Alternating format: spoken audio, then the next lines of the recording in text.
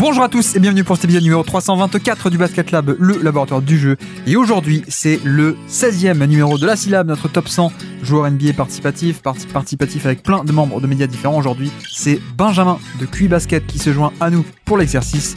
Et puis, comme d'habitude, pour soutenir le podcast, iTunes, Spotify, YouTube, petit like ou petite étoile. Bienvenue dans Basket Lab.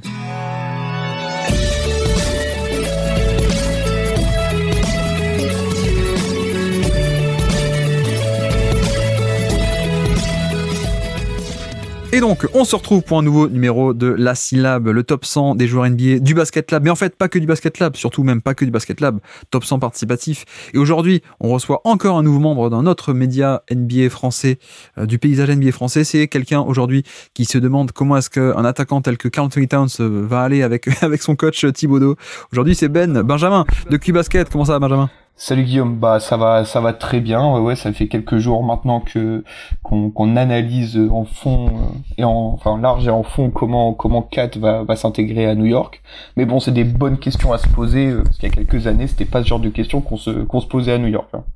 C'est pas faux, mais tu stresses pas le côté oulala, on ramène un attaquant alors qu'en fait on a quand même un coach qui est très défensif. Ouais, non, en fait je pense que j'espère que Thibodeau il opère sa transition comme l'effectif est en train de le faire. Puis je préfère être dans une hype et potentiellement être déçu plutôt qu'être dans un ventre mou comme New York l'a été pendant trop longtemps. Enfin, c'était même pas un ventre mou, c'était le fond du fond. Donc bon, mieux vaut être déçu, mais avec un peu d'enthousiasme quand même, quoi. Ouais, je crois que vous auriez rêvé d'être un ventre mou pendant quelques années. Malheureusement, c'était plus bas que ça, ouais. Effectivement. Donc Benjamin, que vous connaissez de QI Basket, bien entendu, et notamment on te voit beaucoup sur le podcast. Par contre, pardon, j'arrive plus à parler. Le podcast Beyond the Hoops, quel est un peu l'actu et la promo du podcast actuellement, que vous avez lancé il y a un an, c'est ça, un an pile, je crois, si je dis pas de bêtises. Ouais, c'est ça, on l'a lancé pour le début de la saison passée. Donc là, on termine on a terminé la première saison, on entame la deuxième, on est plutôt très satisfait. Alors là, on n'a pas encore relancé un programme hebdomadaire comme c'était la saison passée. Pour l'instant, on fait un peu des épisodes quand on en a envie. Et bon, les derniers, il y a eu le transfert évidemment de Kat avec un premier podcast côté Wolves, un second côté Knicks. Il y a eu un podcast sur comment on scoute des joueurs avec le média Symbiose, qui fait du scouting et beaucoup d'universitaires. Il y a eu des podcasts sur les Suns, les Orlando, enfin un peu un petit tour on va pas dire de preview, mais de mise en bouche avant la saison. Et donc tous les mercredis, hein, c'est ça Alors ouais, l'année dernière c'était ça. Je sais pas encore quelle forme on va reprendre. Pour l'instant, on fait un peu à notre rythme, pardon, quand on le sent. Mais bon, c'est assez régulièrement quand même, au moins d'une fois par semaine minimum. Et donc le format, tu le connais puisque tu étais là déjà l'an passé sur la syllabe 2023. On en parlait un peu en antenne, t'avais une belle cuvée, t'as eu aussi Kyle Kuzma, donc pas si belle que ça l'an dernier. Mais donc le top 100, qu'est-ce que c'est? Le programme du jour, on construit le classement petit à petit, on a une playlist de 100 noms, on pioche à chaque fois 5 noms au hasard, et puis on discute de ces 5 et on les rajoute dans le classement. Donc on a déjà fait 15 épisodes, donc 15 x 5, on a déjà un top 75, et puis à la fin de cet épisode-ci, le 16e, on aura un top 80, on le construit petit à petit. Avant qu'on passe à la QI du jour, est-ce que justement t'as un peu des remarques, des demandes de reclassement à faire sur le top 75 qu'on a actuellement déjà? Alors, c'est un peu ce qu'on disait avant de lancer, c'est que maintenant que tu as un top 75, ce qui pouvait te sembler un peu important au tout début, quand il y avait que 10 ou 15 joueurs, ça peut te sembler minime aujourd'hui, parce qu'ils se retrouvent en fin fond de classement. Mais quand même, j'ai 2-3 petits questionnements, pas forcément des grandes réclamations sur le haut du classement. Par exemple, le Jason Tatum en 8, ça m'aurait pas dérangé de le voir gratter une ou deux places, donc KD ou Kawhi, que KD ou KD et Kawhi. Je pense que ça peut être, c'est un peu ce que je me suis dit au premier abord en voyant les premiers noms. Et le deuxième petit point que je me suis noté, c'était potentiellement Kyrie passer devant Paul George, voire Rudy, parce que je trouve qu'il a fait quand même une saison assez exceptionnelle dans un rôle qui n'est vraiment pas évident. Et j'avoue que Paul George je vais pas dire me déçoit, mais je suis un peu comment dire, il me manque un petit peu, j'ai l'impression, de ce que Paul George pourrait faire pour le laisser à cette place-là devant Kyrie notamment. Donc voilà, c'est mes deux petites réclamations, on va dire, pour le haut du classement. Bon alors effectivement on tombe très basiquement sur la problématique et en tout cas sur la question des chapeaux en fait. Bien sûr. Très basiquement parce que tu vois tu parles de ces trucs là. Donc je rappelle un peu le classement, on a Giannis pour l'instant en 1, en tout cas jusqu'à peut-être tout à l'heure. Giannis en 1, Doncic en 2, SGA en 3. Ça c'était un premier chapeau, on s'était un peu dit, ou alors non plutôt Giannis et Doncic 1-2, un chapeau. On avait dit aussi SGA et Stephen Curry, Joel Embiid un peu un chapeau aussi séparé, 2, 3, ou c'est ça, 3, 4, 5. Et donc après, on avait surtout le tiers, le groupe Kawhi Leonard, Durant et Tatum. Et effectivement, on n'arrête pas de répéter. Oui, ça change. Pour moi, ils sont interchangeables totalement. Ouais, c'est totalement interchangeable. Mais non, mais après, c'est vrai que j'arrête pas de dire c'est interchangeable, mais je les change pas. Non, c'est vrai qu'on peut faire monter Tatum de au moins une place, par exemple. Tu vois, plus j'y pense, plus c'est vrai que par rapport à la saison un peu plus moyenne, relatif à ses standards de Durant, on peut aussi argumenter comme ça, même s'il est encore plus efficace, mais en faisant quand même moins de choses dans l'attaque. Plus peut-être la défense qui a été pas aussi bonne par rapport à Tatum, plus le côté playoff, peut-être on peut aussi donner la prime en playoff, puisque on juge selon l'impact en 2024, et donc les playoffs font aussi partie de ça. Donc oui, on peut faire ça, effectivement, on peut switcher, ça me va totalement. Et puis pareil, hein, l'autre côté, Gobert, Paul George, Irving, et ça descendait jusqu'à Zion ou Williamson, pour moi c'était un peu un chapeau, pareil, tu me dis un là au-dessus, l'un en dessous, c'est du pareil au même.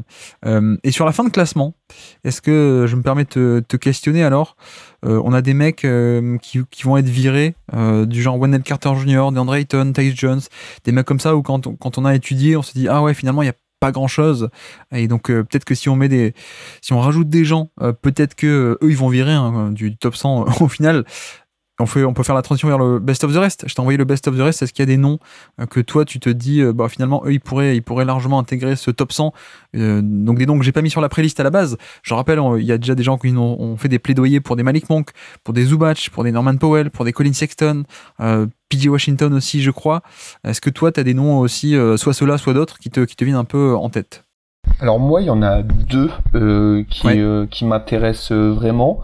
Le premier, alors je suis pas sûr qu'il intégrerait un top 100, mais je trouve ça quand même intéressant de parler de son cas, c'est Ayo Dosunmu, qui est un joueur que j'adore depuis ses premiers pas en NBA, et qui a vraiment un profil très intéressant, qui a fait une saison rookie très intéressante, et qui a un peu marqué le coup pendant sa saison sophomore, et qui là revient qui continue sa progression avec plus de flash offensif, avec c'est vraiment un joueur très rapide, il est de plus en plus utilisé offensivement.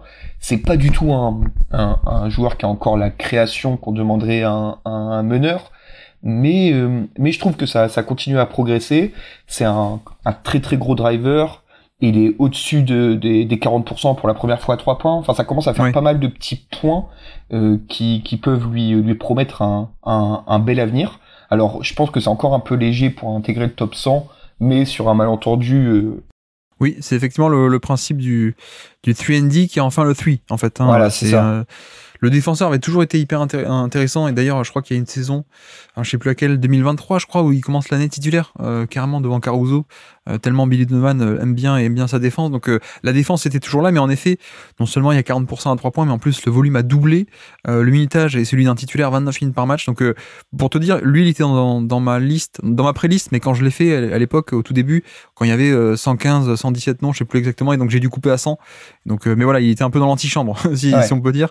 Mais effectivement, je note, personne ne l'avait noté pour l'instant, personne l'avait fait remonter à la surface, mais je note parce qu'effectivement ça m'intéresse beaucoup. Et tu vois, quand tu fais la pré-liste, tu sais pas qui va être où exactement, tu te dis ouais, alors lui, plutôt lui, je sais pas, tiens, je vais couper lui. Tu vois, maintenant qu'on a fait le classement, tu regardes la fin du classement, tu te dis, est-ce que je préfère Ayo Dosunmu ou je sais pas, un mec comme Tyus Jones? C'est vrai que potentiellement je serais peut-être prêt à prendre Dosunmu, quoi. Donc effectivement, Je suis d'accord, et ouais, en fait au-delà des quelques stats et de ce que j'ai énuméré, ce que tu as ajouté, c'est que c'est un profil important dans les équipes actuelles. C'est que il y a des joueurs en fin de classement qui sont peut-être un peu moins à l'ordre du jour en 2024, là où Ayo Dosunmu, avec son drive, son shoot et sa défense, tu rentres parfaitement dans ce qu'on te demande aujourd'hui, et il est peut-être pas encore à son niveau maximum, mais peut-être avec son niveau actuel, il est déjà important pour entrer dans un top 100, quoi. Ok, bah très bien, je note ça. Je note ça très bien pour Benjamin, pour ses revendications. Et pour, tu vois, c'est un classement participatif, j'écoute tout le monde. Hein. Ouais, non, mais et je note tout, c'est le but, je rappelle. C'est ce qui est intéressant, c'est que je fais pas ça dans mon coin. Et donc, la QV du jour, que je n'ai pas encore annoncée, mais tu as eu une belle QV. Tu as eu une belle QV puisque tu as eu du Nikola Jokic, Draymond Green, Austin Reeves, 3 de mes joueurs préférés au passage, Michael Bridges et Kobe White. Donc plutôt une belle QV. Question traditionnelle, ces 5-là, comment est-ce que tu les as classés les uns par rapport aux autres, ces 5-là, avant qu'on les insère plus globalement dans le classement? Alors, c'était ultra intéressant à faire parce que au moment où tu m'as donné les noms, ça me paraissait très très évident d'avoir les 5 dans l'ordre, et en recherchant un peu, j'avoue qu'il y en a 2 qui sont télescopés là où je ne pensais pas du tout. Donc j'ai en 1 Jokic de façon plutôt évidente. Tu parles du top 5 ou du top 100 là, du coup? Bon, on y reviendra plus tard, mais peut-être les deux. Draymond en 2. Ouais. J'ai Michael Bridges en 3. Très serré avec Austin Reeves, et Kobe White en 5. Je suis d'accord. J'ai exactement pareil. Et pareil, je me posais un peu la question, Reeves et Michael Bridges pour 3 et 4. Et Kobe White à la fin, mais même Kobe White, tu vois, est pas si loin que ça de ce groupe-là. Je pense que t'es un peu d'accord. Ouais, de ce côté, tu vois, c'est une QV où le 5e, il va peut-être pas être tout en bas du classement. Enfin, je sais pas, on verra. Mais ouais, donc j'avais un peu le même classement en premier G. Et donc, essayons de voir, discutons-en plus en détail pour voir où est-ce qu'on les insère de facto dans ce classement. Bah tiens, commençons par Michael Bridges, si tu veux bien. Premier joueur du jour, on peut aller sur Michael Bridges, je te fais le topo rapidement. 35 minutes par match pour Michael Bridges cette année, 82 matchs, évidemment. C'est notre Iron Man en NBA, Michael Bridges. L'an dernier, il a fait 83, non, si je dis pas de bêtises en plus. Ouais, la saison du trade, ouais. C'est ça, ouais. 97 de True Shooting Plus, on va en parler, donc moins 3% d'efficacité relatif à la moyenne, donc c'est pas très bien, moins 3%. Sur en plus un volume de 24%, donc un volume d'utilisation, on va dire, de deuxième option d'équipe, ça aussi on va en reparler. Pour te lancer, est-ce qu'on serait pas sur une mini-saison de la déception en 2024 ? Alors, si, ouais, je pense que oui, j'étais en train de réfléchir quand même. Ou pas forcément, tu peux dire non. Hein. Non, je réfléchissais parce que c'est vrai qu'on en attendait beaucoup. En fait, c'était la première vraie saison où il changeait de rôle, si on accepte les quelques mois de fin de saison passée où c'était un peu n'importe quoi à Brooklyn. Et en fait, tout le monde le voyait dans la digne lignée de ce qu'il dire au début un role player vraiment minime, puis un role player important, puis une deuxième, troisième option. Et là, c'était le premier moment où il était vraiment un go-to guy d'une équipe, et tout le monde s'attendait à le voir vraiment exploser à un niveau, bon, même si ça a plus trop d'importance, mais à un vrai niveau All-Star, voilà, confirmé, etc. Ce qui n'a pas été le cas du tout. Ce qui était en effet assez décevant dans un rôle qui peut-être était trop grand pour lui. C'était une question qui peut se poser, parce que ça reste, pour lui, c'était une saison de transition, quoi. Mais peut-être qu'il n'avait pas les épaules pour ce rôle, et de toute façon, on va pas savoir si ça continue ou pas, vu qu'il a été transféré cet été. Effectivement. Non, mais c'est un peu le truc avec Michael Bridges. Je pense que c'est l'histoire de sa saison, c'est qu'est-ce qu'il a fait, surtout en fait relatif aux attentes du grand public, peut-être. C'est vrai que, alors, toi, je sais pas, moi non plus, je m'attendais pas forcément à une explosion comme beaucoup, genre il va être go-to-guy, etc. Mais c'est vrai que c'était un peu les standards qui avaient été fixés, notamment par l'an passé et la fin de saison, comme tu dis, où il débarque aux Nets. Alors merci les Nets de janvier 2023, merci Kevin Durant et Kyrie d'avoir accumulé pas mal de victoires. Comme ça, on était en playoff, mais bon, on avait détaillé un peu tous les chiffres de production dans le jeu, attaque, défense, différentiel attaque-défense. La fin de saison où ils sont en playoff, en gros, c'est déjà pas une équipe qui est du tout de niveau au-dessus de la moyenne. C'est une mauvaise équipe déjà. Mais en tout cas, lui était un peu le rayon de soleil avec cet aspect de gros volume et puis grosse efficacité aussi. On avait parlé de à quel point non seulement il y avait beaucoup de ballons, mais en plus il mettait beaucoup les fameux tirs de star, 50% sur les longs tirs de points. Donc c'est-à-dire tout en haut de l'échelle, grosso modo 50% sur les longs 2, c'est une des meilleures efficacités de NBA. Mais voilà, petit échantillon. Et c'est vrai que peut-être que par rapport à ça, on avait sans doute un aspect d'attente sur Mikal Bridges bon, il y a rien à jouer à Brooklyn en 2024. Peut-être qu'il se ferait échanger en cours de saison, peut-être sera à la fin, ça a été à la fin. Mais en tout cas, on va essayer d'un peu de le passer au révélateur, peut-être de tester un peu cet aspect de go-to-guy puisqu'on n'a rien sous la main, peut-être même de faire gonfler un peu sa cote, parce que imaginons que ça marche, on pourra le revendre encore plus cher quoique il a déjà été vendu cher, mais bref, à l'époque on se disait, si c'est un go-to-guy, on peut le vendre plus cher qu'un simple role-player génialissime. C'était un peu l'idée. Et c'est vrai que tu vois, sans même parler d'efficacité, ne serait-ce qu'en termes de volume, on n'a pas eu ça. On parlera peut-être après de qu'est-ce qu'il a fait de bien, pas bien, efficacité, etc. Mais rien qu'au niveau du volume, on était l'an dernier à 29% de volume sur la fin de saison à Brooklyn. Donc quasiment à la barre des superstars, enfin des stars en tout cas, 30% la barre des 30% un peu symbolique des stars. Et c'est redescendu à 24%. Et donc déjà, rien que sur ça, tu te dis... Ah ouais, en fait, c'est même pas que c'est même pas que le test a été pas concluant, c'est que presque il a pas trop été testé du tout, quoi. En fait, il a été un peu comme d'habitude le role player un peu 3&D plus, quoi, grosso modo. Et il n'y a pas eu vraiment ce côté révélateur, passé révélateur de vas-y, prends tous les ballons et puis on essaie de voir si ça peut marcher, quoi. Ouais, complètement. C'est ce que j'étais en train de regarder là. Par exemple, Cam Thomas est à 29,5% d'usage, alors que Bridges est à 23,7%. Bon, c'est pas les mêmes profils, mais c'est ce que tu étais en train de souligner, c'est qu'il n'a pas réussi à franchir le cap, que ce soit en termes d'efficacité, que ce soit juste en termes de leadership sur le terrain. Et ce qui apporte de la frustration, c'est que, comme tu l'as précisé, les quelques mois de fin de saison dernière à Brooklyn étaient vraiment sur un nuage. Et la question se posait si c'était une surchauffe, si c'était son réel niveau, et en tout cas sur cette saison, ça a vraiment semblé être une surchauffe, sachant que tu l'as précisé il y a quelques secondes, il a un shot making un peu à l'ancienne, un peu à la Kevin Durant ou un peu à la superstar, en prenant beaucoup de mi-distance. Et je m'étais noté, je crois qu'il est dans le 80e centile en nombre de mi-distance pris, ce qui est vraiment un gros volume, et il a pas l'efficacité et le rythme qui suit derrière, quoi. Ce qui est assez dommageable, parce que son efficacité au shoot, c'était ce qui était sa marque de fabrique il y a encore quelques années, quand il était à plus de 110 de true shooting plus, quand il était à Phoenix. Ouais. Non, mais c'est ça, c'est-à-dire que les fameux longs tirs de points, les tirs de star, les pull-ups de star de l'an passé, qui étaient rentrés à 50% très haut tôt, cette année c'est juste revenu à 37%. Donc voilà. En fait c'est juste un retour à la normale, parce qu'avant ça il était à 35%, avant ça à 32%, 45%. Ouais, en plus en n'en prenant pas tant que ça, enfin c'est même des volumes ridicules, donc oublie ce que je viens de dire.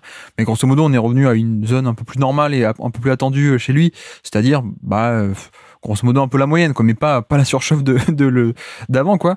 Mais tu vois, on peut parler de ça, on peut parler de la surchauffe qui s'est arrêtée, on peut parler de l'efficacité globale qui est redevenue, qui était géniale et qui est pas top actuellement, enfin en tout cas en 2024. Ok, l'efficacité ok, mais cette histoire de volume, voilà, il n'y a pas que le fait que le test n'a pas été réussi, c'est que presque il n'a pas été passé le test. En un sens, tu vois, j'ai parlé de volume, mais même en termes de régime de tir et tu vois, le pourcentage de paniers assistés est aussi assez intéressant, parce que l'an passé à Brooklyn, c'était descendu à 55%. Donc ok, on commence un peu à approcher la zone des stars un peu polyvalentes, quoi, mais quand même des stars, 55% à peine de paniers assistés, c'est-à-dire que 50-50 paniers créés par lui ou par autrui, et c'est remonté à 65 de nouveau.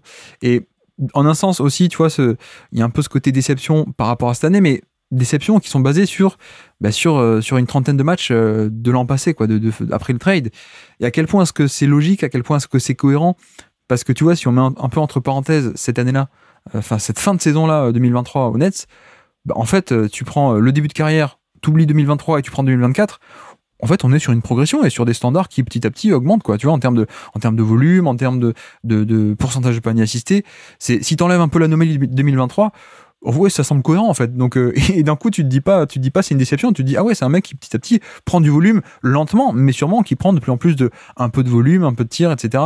Donc, je pense que c'est un peu compliqué aussi de juger ça et que la vision par rapport à Michael Bridges est peut-être un peu compliquée cette année si on se réfère à des standards qu'il attendait sans doute en tant que go-to-guy d'une équipe des Nets dépeuplée en fait.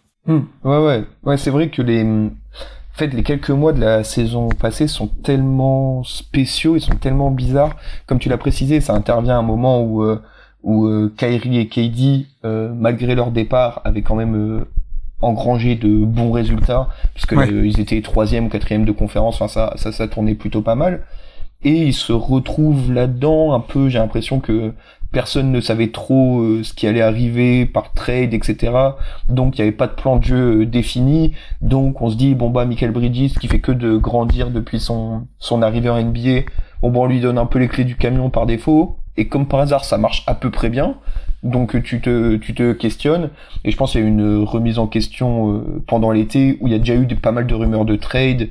Peut-être que ça a influencé aussi le choix du coaching staff, un peu peut-être de réduire un peu son usage en ne misant pas tout sur quelqu'un qui pourrait potentiellement partir. Et en même temps, t'as Cam Thomas qui est un joueur spécial à côté de toi. Enfin, c'est un peu une équipe très très bizarre et un peu, excuse-moi du terme, un peu bordélique, quoi. Brooklyn, et donc tu sais pas trop comment tirer. Mais tu vois, j'insiste aussi un peu là-dessus parce que pour moi, il faut pas avoir ça comme une déception parce que il y a un peu ce mythe que n'importe qui peut devenir une star ou n'importe qui peut prendre un volume, alors qu'en fait non, je pense pas. Et je pense que typiquement Bridges c'est l'archétype et le modèle de joueur qui en fait qui va être génialissime dans son rôle, mais qui a pas du tout le bagage de création en fait. C'est aussi simple que ça en termes de. Alors ok, il y a un peu de shot making l'an passé, et comme il a des longs bras, il shootait par-dessus les mecs et ça rentrait. Ok, mais au-delà de ça, c'est pas un mec qui a du passing de création, il a du passing de fluidification et de extra pass, intelligence de jeu, le connecting. Ok, mais c'est pas un mec qui va créer du jeu pour autrui beaucoup en termes de création de décalage, faire les passes, faire la lecture. C'est pas un mec qui a un drive de haut niveau. C'est pas un mec qui enfin voilà, vraiment il a pas le bagage. Donc je pense qu'il faut aussi voir ça juste comme que l'équipe soit remplie ou dépeuplée, ça change rien en fait à lui ce que lui va faire, parce qu'il a juste pas les outils pour le faire, quoi. Donc c'est pas aussi simple, c'est pas aussi basique, je trouve, que de dire bon l'équipe, il y a personne, c'est à toi de le faire. Non, en fait tous les joueurs ne peuvent pas le faire. Et tu vois, tu parlais aussi de Cam Thomas, c'est pour ça que lui a un tel volume, c'est qu'il y a que lui qui peut créer. Et donc voilà, lui qui a le bagage, ok, lui on l'utilise comme ça, peut-être même on le surutilise, mais parce qu'il y a que lui. Mais tu vois, c'est comme si on disait pareil, j'exagère peut-être un peu pour certains, mais c'est comme si on avait dit ouais, Dorian Finney-Smith, il a pas pris de volume en création dans cette équipe alors qu'il y avait personne. Oui, mais c'est parce que c'est pas son jeu. Et effectivement, on est quand même pas sur le même niveau. J'exagère un peu pour faire comprendre l'idée, mais pour moi, Michael Bridges, c'est un peu le role player génial. Donc, il y a un peu cette parenthèse Brooklyn pour 2024. Et bon, après, si on juge, qu'est-ce qu'on a eu de facto? On a eu quelqu'un qui avait pas un si gros volume que ça au scoring, qui était pas hyper efficace. Et c'est peut-être ça la grande différence avec avant. Tu l'as un peu dit, mais il avait l'habitude de faire des surplus d'efficacité assez incroyables. Et c'était de là aussi d'où venait sa valeur en partie. Mais là, on est sur quelqu'un qui a retrouvé un peu un volume modeste et un côté pas star, mais pourtant l'efficacité elle suit pas. Donc c'est aussi un peu dommage. Donc tu vois, ça pour le classement et pour l'exercice du jour de juger qu'est-ce qui a été en 2024 de facto, je pense que je vais un peu en tenir compte. Et puis après encore, on n'en a pas parlé, mais il y a aussi la question de la défense qui, c'est pas qu'il est devenu mauvais, c'est juste que comment est-ce qu'on peut juger ça dans un tel effectif aussi? C'est une autre complication, on va dire. En fait, il y a quand même, je pense que c'est important de souligner qu'il y a plusieurs profils quand même de joueurs. Il y en a qui peuvent endosser ce rôle d'option dans le néant, d'option offensive un peu dans une attaque où c'est le néant. On a parlé il y a quelques secondes là de Cam Thomas, c'est un peu son rôle. Et comment il s'appelle, Michael Bridges, il a un peu ce rôle un peu comment dire entre deux profils où il peut complètement changer une attaque qui tourne bien en la faisant encore gagner en efficacité, en fluidification, etc. Par contre, dans une équipe qui ne tourne pas, c'est pas du tout le profil qui est fait pour, parce que comme tu l'as précisé, il peut pas driver, il a du mal à se créer son shoot tout seul, et c'est pas un très bon passeur. Donc je pense que le profil le rôle qu'il avait à Phoenix était parfait pour lui, et j'espère que celui qu'il aura à New York offensivement sera idéal pour lui, mais en tout cas sur le papier, ça lui correspond bien plus que ce qu'il avait à Brooklyn. Oui, tu veux dire, c'est un peu le mec qui peut t'élever le plafond de l'équipe, le niveau maximum. Et une équipe qui est déjà bonne, il peut la sublimer de par tout ce qui fait un peu de défense, de connecting, de shoot, etc. Mais c'est pas un mec qui peut élever non pas le plafond, mais le plancher, le niveau minimum. Ouais. Il peut pas faire passer une équipe qui est catastrophe à bonne. Par contre, tu le mets déjà dans une équipe bonne, qui a de la création et qui a déjà un système en place, etc. Il peut la faire passer à élite parce qu'il peut apporter ce genre de profil. Mais oui, mais tu vois, on parle de ça, mais c'est un peu l'inverse aussi dans d'autres cas. Hein. T'as d'autres mecs, on va pas dire de nom, mais qui ont aussi un côté profil rigide, qui ont été des créateurs toute leur vie. Tu leur demandes de devenir un 3&D dans une équipe en étant plus vieux, une équipe où il y a déjà d'autres mecs, ils peuvent pas non plus, quoi. Donc c'est toute une question de profil à mon sens. Mais oui, vas-y, excuse-moi, tu voulais dire sur la défense, c'est ça ? Ouais, non, c'était juste pour ajouter deux, trois mots sur la défense. Je suis d'accord avec toi, je pense que c'est dur de le juger, dans ce marasme collectif, mais j'ai quand même eu l'impression sur les quelques matchs que j'ai vus et les séquences que j'ai revisionnées pour préparer le podcast, qu'il y avait un peu un peu de laisser aller. Je sais pas si c'est lié au fait qu'il jouait absolument rien, si c'est lié au fait qu'il avait un petit peu plus d'usage offensif et donc fallait qu'il se repose. Je sais pas d'où ça vient, mais il y avait quand même un peu cette, je vais pas dire démotivation, mais presque de sa part, ce qui ne lui correspondait pas. Enfin, en tout cas, on l'avait pas vu sur les années Phoenix, quoi. Oui. Et qu'on peut comprendre, hein, parce que ça joue rien, c'est cata, etc. Mais c'est vrai que si nous, pour le juger, qu'est-ce qui s'est passé de facto, on va prendre en compte ce truc, et je te rejoins un peu sur cet aspect où on n'a pas eu du tout le vrai Michael Bridges défensivement, même s'il y a des raisons, on l'a déjà évoqué, mais tu vois, notamment, indicateur comme un autre, si vous n'avez pas envie de vous retaper des matchs pour voir qu'est-ce qu'il a fait concrètement en termes de scouting, contenir les pénétrations ou pas, traverser les écrans ou pas. Tu vois, l'indicateur un peu du playmaking défensif, il a jamais fait aussi peu de stock, donc de blocs et de steal, ou alors il a jamais eu un block percentage aussi bas. Enfin bref, c'est effectivement un peu des indices comme ça ok, on a un peu levé le pied, mais ok. Et donc, avec ce cas compliqué, qu'est-ce qu'on en fait dans le classement ? Si on va voir le classement, où est-ce qu'on l'imagine ? Dans quelle zone ?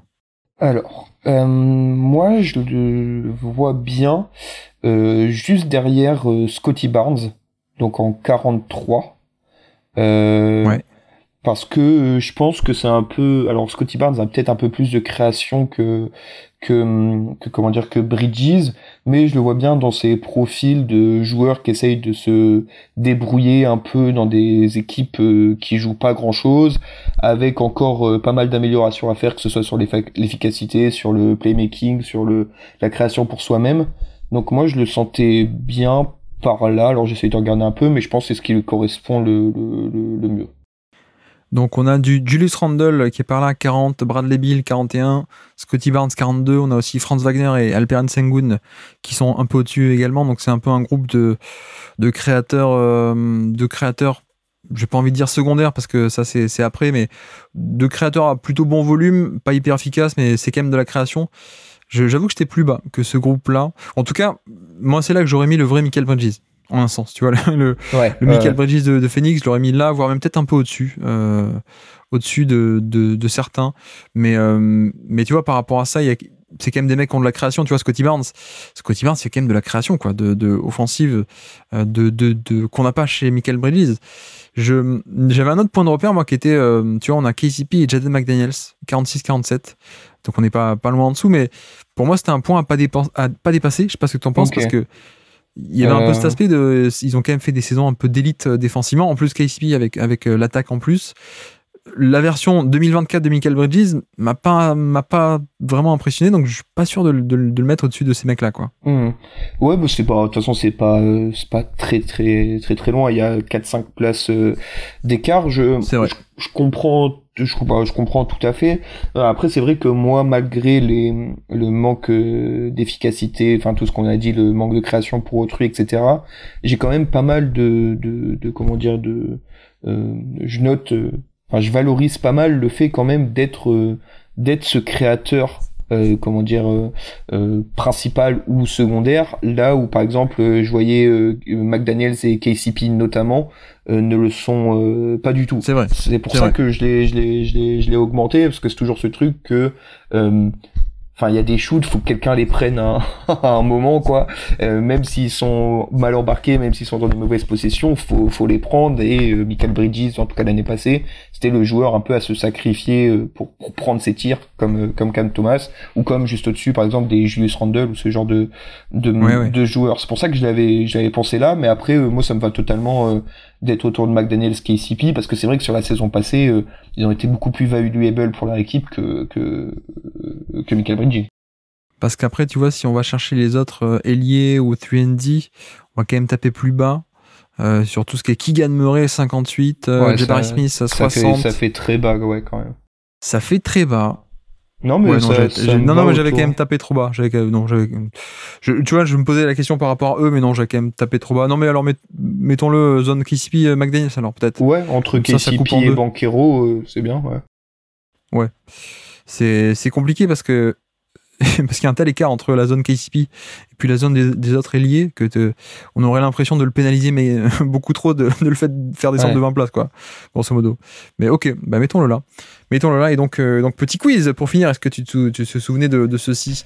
Petit quiz pour se remémorer des actions marquantes de la saison. Des quiz, évidemment, surtout les Brooklyn Nets, là où là va falloir creuser, là. Et oui, nous sommes le 27 janvier 2024. Petit quiz pour se remémorer des actions marquantes de l'année.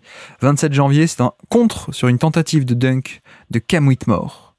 Qui est sur le terrain? Est-ce que tu es capable de citer des joueurs sur le terrain au moment de ce contre spectaculaire et marquant que tout le monde a en tête de Michael Bridges sur une tentative de dunk de Cam Whitmore? Est-ce qu'il y a Cam Thomas?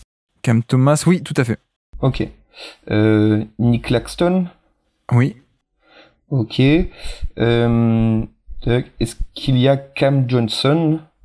Non, pas sur le terrain. Ok. Alors, ils avaient qui dans les postes de meneur? Dinwiddie? Exactement, Dinwiddie. Ok, donc il m'en manque un. Alors, on va aller faire Dorian Finney-Smith. Exactement, Finney-Smith, ouais, tout à fait. Et donc, Cam Whitmore. Alors, Houston. Ouais. Jalen Green? Oui. Fred VanVleet? Oui. Thompson, je me rappelle plus son prénom. Thompson, non, pardon, Amen Thompson, tu veux dire? Oui, Amen Thompson. Non, il est pas sur le terrain, ouais. Ok. Sengun? Sengun, oui. Ok, et donc il m'en manque deux. Jabari Smith? Non, pas Jabari Smith, plutôt un arrière. Un arrière très défensif. Ah, comment il s'appelle? Qui adore le sirop d'érable. Qui est canadien, mais par contre, qui est-ce que c'est déjà? C'est la ville de Coach Taylor dans Friday Night Lights. T'as vu ou pas Friday Night Lights? Non, ça j'ai pas vu. Je suis désolé. C'est les Panthers de Carolina. Non. Ça c'est vrai que mais non, là je t'avoue. Un ancien de Memphis qui était à Memphis avant. Ah, Dylan Brooks. Je suis bête. Exactement, Dylan Brooks. J'ai complètement oublié l'existence de ce joueur.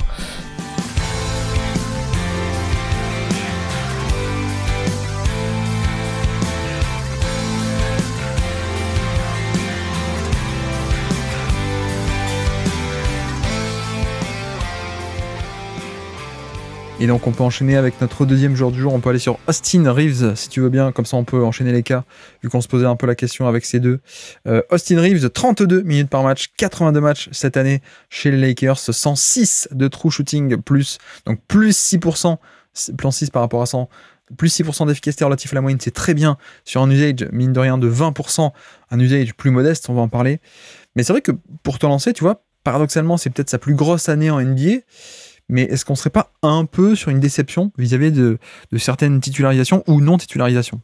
Ouais, alors moi, Austin Reeves, sur les 5 cas que j'ai eu, c'est celui qui m'a un peu divisé parce que au premier abord, comme toi, j'avais vraiment cet aspect comme ce que tu viens de dire, cet aspect de déception, parce qu'il sortait d'une telle saison d'explosion en 2022-2023 que tout le monde, ou enfin en tout cas moi, je m'attendais vraiment à de la continuité avec ça, mais il a entre guillemets un peu stagné. Ce qui, moi j'ai vu ça comme une déception au premier abord. Mais en y regardant de plus près, c'est vrai que ça reste quand même un joueur d'ultra élite sur pas mal de points, notamment offensifs. Donc oui, c'est un peu une légère déception, mais moins que ce que je pensais il y a encore quelques jours avant de refouiller sa saison. Bah, c'est vrai qu'en fait, son année 2023 est sur certains points assez incroyable, notamment en termes d'efficacité, où c'était complètement, enfin c'était la folie quoi. On avait beaucoup parlé, mais tu vois, il était à plus 18% d'efficacité relative à la moyenne, plus 18. Bon, pas sur un gros volume, hein, on est d'accord, pas sur un gros volume du tout, mais je crois que si on jouait un peu avec les filtrages par rapport, ok, pas un gros volume, mais c'était des mêmes zones d'efficacité que il y avait que lui et Jokic qui a fait ce genre d'efficacité. Enfin, c'est un truc n'importe quoi, mais parce qu'il shootait à 40% à 3 points, 80% au panier, c'était n'importe quoi. Et c'est vrai que bon, modulant un peu ce côté surchauffe, qui était une surchauffe en un sens aussi, mais je trouvais quand même qu'il y avait des trucs hyper intéressants chez lui, et moi j'ai toujours été très haut, pour certains d'ailleurs trop haut, mais par rapport à son potentiel, et je m'attendais vraiment à ce qu'on ait une saison de l'explosion finalement, avec en 2024. Et ce qui est venu mettre un peu des bâtons dans les roues, c'est le fait que, on le sait, mais aux Lakers, il y a eu quelques problèmes de statut, de rotation, de hiérarchie sans doute aussi. Et en fait, plutôt que de continuer sur sa lancée, où il avait gagné sa place de titulaire, hein, 29 minutes par match l'an passé, titulaire, et puis même 36 minutes en playoff, titulaire indiscutable, créateur, deuxième meilleur créateur de l'équipe, hein, derrière LeBron, hein, l'an passé en playoff. Ben on a eu un peu un contre-coup de ah ben tiens, tu vas sortir du banc et tu vas être le moteur de la seconde unité. Il dit ah bon, ah d'accord, ok. Et donc je peux comprendre aussi, alors c'est pas non plus un joueur avec un statut énorme et tout, mais en fait on a eu un peu cette problématique avec Darvin Ham où il a un peu essayé de jongler avec ces quatre créateurs que sont LeBron, Davis, D'Lo et Austin Reeves. Et il a un peu tâtonné en début de saison de comment est-ce qu'on va arriver à combiner tout ça, quoi. Qui est-ce qu'on fait sortir du banc parmi ceux-là? Comment est-ce qu'on tu vois, est-ce qu'on essaie d'associer le plus possible LeBron et Davis, mais du coup derrière c'est un peu le deuxième duo est un peu plus faible. Est-ce qu'on fait LeBron et Austin Reeves, et ça fonctionne très bien ces deux-là, et donc ensuite D'Lo plus le pick and roll d'Angelo Russell plus Anthony Davis? Est-ce qu'on fait au contraire Austin Reeves qui marche aussi très bien avec Davis, et du coup ensuite on associe plutôt le shooter Russell à une passe près de LeBron qui va au post-up, etc., etc. Et enfin bref, il a quand même commencé l'année en étant pas totalement titulaire. Il a fini quand même 57 titularisations sur 82, donc il a quand même regagné sa place. Mais on sait que ça a quand même causé un peu de remous, ça, en début de saison. Et ce qui fait que, au final, tu vois, je trouve que la saison est très bonne. Et d'ailleurs, si j'ai fait un peu exprès de détailler, pour moi, c'est un mec qui était le fit parfait avec n'importe lequel des trois autres joueurs des Lakers majeurs, à mon sens. Mais ouais, il y a un peu cette impression de c'est cool ce qu'il a fait, mais peut-être qu'on aurait dû le mettre encore plus sur le devant de la scène, encore plus gros volume que ce qui a été le cas actuellement, où bah tu vois 22% du edge, c'est pas top non plus. Je sais pas, tu vois ce que je veux dire, mais j'ai un peu ce goût de c'est très bien. Est-ce qu'on n'est pas passé à côté de genre la méga saison star ou pas loin, quoi? Si, ouais, non, je suis complètement d'accord. En fait, ce qui est intéressant avec Austin Reeves et ce que j'adore chez lui, c'est que sur les enfin la saison passée, celle d'un peu avant où il a commencé à jouer, et donc celle qu'on vient de vivre 2023-2024, c'est un joueur qui a un peu goûté à tous les rôles. Toutes les comment dire possibilités. Il a été à un certain moment juste dans le 5 et il avait pas trop de création, c'était juste un shooter. Ensuite il est passé option offensive, troisième, deuxième, enfin avec un peu de création, mais pas plus que ça. Après il a augmenté son rôle, il est retourné sur le banc, enfin il a un peu touché à tout, et pourtant ses standards notamment d'efficacité restent très très bons, peu importe le comment dire le rôle qui lui est donné. Donc c'est vrai que c'est un peu frustrant, parce qu'en fait en voyant ça on peut se dire que vu comment il réagit au moindre changement de rôle, pourquoi ne pas continuer à augmenter et voir où est-ce que ça s'arrête. mais ça, c'est dur de lui en compter rigueur à lui, parce que c'est pas lui qui choisit le nombre de minutes qui joue. Et là, je pense on en reparlera peut-être un peu plus tard dans la discussion, mais il y a une autre question qui se pose, c'est son impact défensif qui fait que tu peux pas non plus le faire trop jouer, quoi. Bah, c'est un compromis défensif, effectivement, mais après, c'est vrai qu'il apporte tellement que, tu vois, moi, le compromis défensif, on l'a vu en playoff 2023, tu l'acceptes tous les jours. Alors oui, tu vas être un peu ciblé parfois par tel ou tel attaquant en playoff, ok, mais en fait, il y a un tel combo, je trouve, de toucher de balle qui est assez exceptionnel, qui fait que bah voilà, c'est un shooter de haut niveau, 3 points, mi-distance, etc. Je crois que cette année il fait quoi? Il fait 37%, donc on est un peu plus bas que l'an dernier où il était à 41, ok, 40-41, même au niveau des longs 2 on est encore à 42%, tu vois, donc c'est quand même très bien pour des longs tirs à 2 points, 42%. On est là encore un peu en dessous de la surchauffe de l'an passé, donc on a ce shoot, on a du passing de bon niveau aussi, je dirais pas un passing de très haut niveau non plus, mais c'est quand même un mec hyper intelligent, et tu vois, ce que j'aime bien, c'est que c'est un mec qui sait jouer, quoi. C'est pas le mec hyper explosif, c'est pas le mec hyper grand, hyper long, mais c'est le mec qui a des atouts comme ça, physico-athlétiques, pas hyper fou, mais en fait, c'est comment l'utiliser. Il a une technique de dribble et une patience, un timing, une maîtrise du timing de très bon niveau. Comme tu dis aussi, une certaine polyvalence où il peut être utilisé en poseur d'écran sur un pick and roll avec LeBron James, par exemple, les fameux pick and roll inversés, ou alors c'est lui le porteur de balle.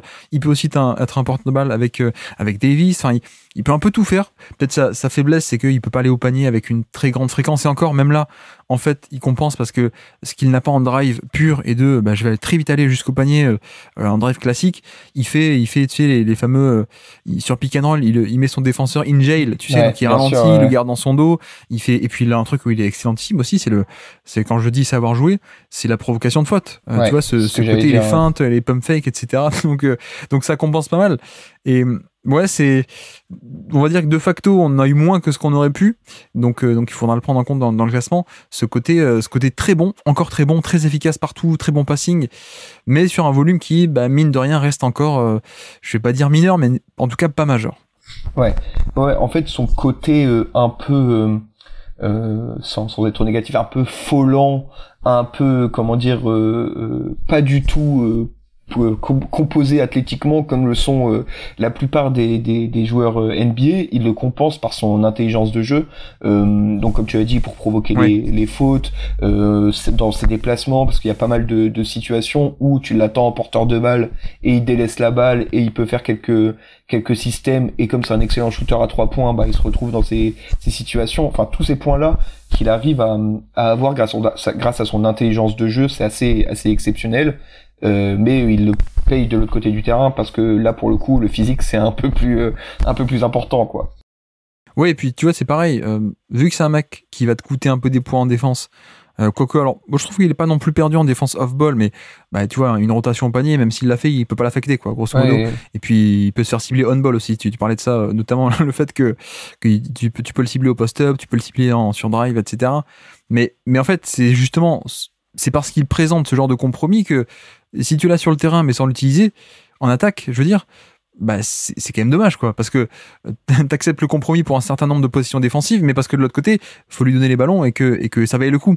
Mais si juste il est sur le terrain, ou alors sur le terrain mais pas avec un gros volume, du coup t'as toujours le même compromis, mais t'as pas le bonus, quoi, en attaque, donc ça vaut pas le coup au final, quoi. Donc effectivement, mais ouais, non, mais saison bizarre. De toute façon, on savait que on pourrait pas être sur les mêmes standards d'efficacité, provocation de faute, etc. de l'an passé, où il était extraordinaire partout, mais vraiment c'est une dinguerie. C'était une dinguerie, et là cette année, un peu déception par rapport au rôle, mais bref, on a déjà assez bien détaillé. C'est vrai qu'on parle de son rôle, en fait on l'attendait tellement au niveau rôle que c'est une légère déception. Il est quand même passé de 16% d'usage à 22%, donc il continue à monter dans la hiérarchie Lakers, mais vu la saison passée où vraiment il a éclaté et brillé, on s'attendait à un step-up encore plus flagrant, quoi. Oui, exactement. Et donc, classement, où est-ce qu'on se projette? Moi, je l'avais pas très loin de Bridges. Par exemple, là, je vois juste en dessous de là où on a mis Bridges, il y a un trio, enfin un quatuor, Cade, Mike Conley, Devin Vassell, Bogdanovic. ça me dérangerait pas de l'intégrer là-dedans. Alors peu importe où, mais je pense que ça peut être son comment dire, son niveau. Ouais, effectivement, il y a un groupe de créateurs secondaires, comme on dit par là, tout ce qui est McCollum, Bogdanovic, Van Vliet, Murray, Hero. Je pense qu'on est là-dedans. Je pense que lui, là où il gagne un peu, c'est sur l'efficacité, mais il le perd par rapport à ces autres-là sur peut-être le compromis défensif. Quoique, tu me diras, Bogdanovic, McCollum, Hero, il y a aussi un compromis défensif assez important. Mais ouais, ça me va de le mettre par là, ouais. Ça me va de le mettre par là. En dessous de Devin Vassell, c'est peut-être pas mal, je pense. Devin Vassell. Entre Devin Vassell et Bogdanovic. Ouais, ça peut s'imaginer, J'avoue que moi j'aime bien l'efficacité, mais non, c'est vrai que Vassell quand même. Ok, bon, faisons ça entre Vassell et Bogdanovic. Et donc, petit quiz pour finir, nous sommes le 6 novembre 2023, on est relativement tôt dans l'année, et c'est une claquette dunk de Austin Reeves contre Miami. Est-ce que ça te parle, cette faction, ou pas? Une claquette dunk qui... Un peu plus que le contre de Bridges, je t'avoue. Il surgit de nulle part depuis la ligne à 3 points, il vient faire une claquette dunk, kicker sur le terrain, et tu es capable de citer des joueurs sur le terrain au moment de cette claquette dunk? Alors, on va faire Lakers, donc, avec Reeves, LeBron. Oui. AD. Pas sur le terrain, non. Ok. D'Angelo Russell. Oui. Hachimura. Pas Hachimura, mais je touche du bois que tu trouves le prochain nom. Wood. Exactement. Le dernier, c'était censé être le prochain Tracy McGrady. Ok. Il y avait ce genre de comparaison à la draft. Ça te parle pas? Non, je t'avoue que ça me dit... Si je te dis le trade de Luka Doncic. Ah oui, ok. Oui. L'éphémère new-yorkais, Cam Reddish. Exactement. Cam Reddish, tout à fait. Cam Reddish est sur le terrain. Que j'ai bien aimé en plus cette année, moi, en tant que 3&D, mais on est loin des attentes de jadis. Et donc, côté Miami? Et côté Miami, alors, on va faire les évidents: Butler, Adebayo, Tyler Hero. Tout à fait. Ensuite, qui est-ce qu'il y a Miami? Jovic? Non, pas Jovic, il y a ta meilleure amie. Ta meilleure amie, ça y est, c'est le week-end. J'ai Laurie, mais... je l'ai pas du tout. Ah bah si, tu l'as dit en plus. Qu'est-ce que t'as dit? Ah, Kyle. Ah oui. Exactement, Kyle Lowry. En fait, dans ma tête, il était encore il était déjà à Philadelphie. Non, 6 novembre 2023, il était à Miami encore, ouais, tout à fait. Il manque un dernier. Un intérieur plutôt, ou que je sache me concentrer. Plutôt ailier défensif, on va dire. A. Smith, y a pas un... Exactement, Haywood A. Smith est sur le terrain, voilà. tout à fait. Haywood A. Smith, c'est ça.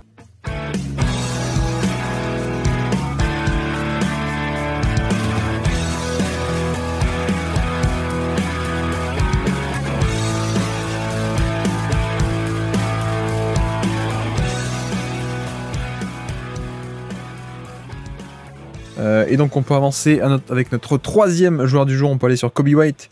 Kobe White, 36 minutes par match, 79 matchs pour Kobe White à Chicago, 98 de true shooting plus, donc moins 2% relatif à la moyenne, 98 pour aller à 100, moins 2% d'efficacité sur le scoring individuel, sur 23% d'usage de basketball référence, donc un volume pas énorme, mais voilà, un volume de deuxième, troisième option d'équipe, on va dire. Pour te lancer, d'ailleurs, bonne question, est-on sur la saison de l'éclosion? Alors, c'est une sensation assez particulière, Kobe White, parce que il a fait sensiblement la même saison que les saisons précédentes, mais avec 2 fois plus de minutes, 2 fois plus de shoot, 2 fois plus d'à peu près tout sur le terrain, mais que ce soit l'efficacité, que ce soit l'usage, que ce soit un peu toutes les autres statistiques restent les mêmes. Donc je sais pas si c'est une éclosion, mais en tout cas, réussir à maintenir son niveau en doublant son temps de jeu, c'est quand même quelque chose de correct. On peut pas lui retirer ça. Après, éclosion, c'est peut-être un terme un peu fort pour la saison. Bah, c'est vrai que dans le jeu, on n'a pas l'impression qu'il y ait des progrès incroyables, mais en effet, ne serait-ce que faire, en grosso modo, entre guillemets, si on fait la même chose sur déjà 2 fois plus de minutes et de volume, comme tu dis, c'est déjà une progression, d'être capable de faire la même chose, le même rendement, mais sur beaucoup plus de responsabilités, beaucoup plus de minutes et beaucoup plus de volume. Et ne serait-ce que ça, déjà en soi, ça peut être considéré comme une amélioration, et c'est le cas à mon avis. Mais c'est vrai que au-delà de ça, par rapport à ce qu'on a connu de lui, il y a presque cette impression que juste le joueur est le même, comme tu dis. C'est juste que quelqu'un est venu monter le curseur de l'attaque et du temps de jeu. Bah tiens, prends plus de ballons. Alors qu'au final, on a quand même une version qui est assez similaire à ce qu'on avait avant. Alors, quand même quelques petits changements par-ci par-là, mais c'est vrai que la base de son jeu, ça reste aussi le 3 points. Et on a eu, là encore, un mec qui est à peu près sur les mêmes efficacités que toujours, c'est-à-dire 37% en carrière. Bah, cette année, il a 37. Ok. Le volume est beaucoup plus gros, mais aussi parce qu'il passe plus de temps sur le terrain. Mais tu vois, j'avais un peu regardé, si tu prends un peu le nombre de tirs tentés par 36 minutes, par exemple, donc on met tout à plat, tout par 36 minutes, bah, finalement, l'an dernier, il était à 7,2 3 points tentés par 36 minutes. Cette année, il est à 6,9. Donc, en fait, on est exactement la même chose, quoi, pour le coup. Mais ça reste la force de son jeu. C'est ce 3 points un peu, pas de niveau d'élite, mais de très bon niveau, et un 3 points surtout dynamique, avec du mouvement, avec du pull-up aussi, de la sortie d'écran. Donc ça, c'est quand même la force de son profil. Et c'est vrai que, au-delà de ça, on a aussi deux, trois petites faiblesses historiques que sont le drive. Et là aussi, là, pour le coup, je trouve qu'on a quand même des progrès. On en a parlé un peu dans la saison déjà, mais c'est un mec qui était assez mauvais, voire même très mauvais en drive, et qui cette année, bon, bah, finalement, tu vois, parmi les drivers qui ont un volume similaire au sien, c'est-à-dire plus de 8 par match, bah, en termes d'efficacité sur les tirs en fin de drive, il est 55e centile. Donc il est aussi bien ou mieux que 55% des joueurs NBA avec un tel volume de drive. Donc voilà, on est au niveau de la moyenne. Donc ça fait aussi partie des petites améliorations que je trouve on peut noter, même si globalement on a grosso modo le même joueur, mais voilà, quand même un peu meilleur sur drive. Le régime de tir aussi, qui est un peu différent, c'est-à-dire que le pourcentage de paniers assistés est passé de 65 à 50, donc là aussi il est quand même un peu plus... il se crée plus son tir qu'avant. Mais je sais pas à quel point on peut parler, en effet, je te rejoins, c'est pas non plus une explosion spectaculaire non plus. On peut pas dire ça, mais c'est déjà un mec qui a pris en volume, et ça, c'est déjà bien, quoi. Ouais, et puis en fait, ce qui est assez intéressant, c'est que je sais pas comment on dit si c'est une explosion, mais ça progresse. C'est-à-dire que de souvenir, ces 2-3 premières saisons, c'était vraiment assez cataclysmique sur tous les points. Que ce soit comment dire, les choix de shoot, Ouais. l'efficacité, enfin tout, il y avait rien qui fonctionnait très très bien. Ensuite, sur un usage un peu plus bas, ça a commencé à un peu mieux tourner les 2-3 dernières saisons, et là cette année ça a encore augmenté, ça tourne à peu près bien, donc on peut espérer une progression qui continue. Bon, ça deviendra jamais une option numéro 1 d'une équipe qui t'emmène au titre, mais ça reste un joueur qui a 24-25 ans, qui n'a que 5 saisons dans la ligue. On peut espérer avoir un peu plus d'efficacité sur un volume qu'on a là, donc c'est-à-dire 24% d'usage, ce qui ferait une potentielle plutôt bonne deuxième ou troisième option, ou un excellent sixième homme dans une équipe qui veut aller loin, quoi. Bah, c'est ça, ouais. Je pense qu'il y a un peu ce scénario possiblement où là, il fait du quasiment 37 minutes par match à Chicago, parce qu'il y a aussi la place, etc. Et que Chicago est pas forcément une très bonne équipe, plutôt pas mal, mais pas une très bonne équipe.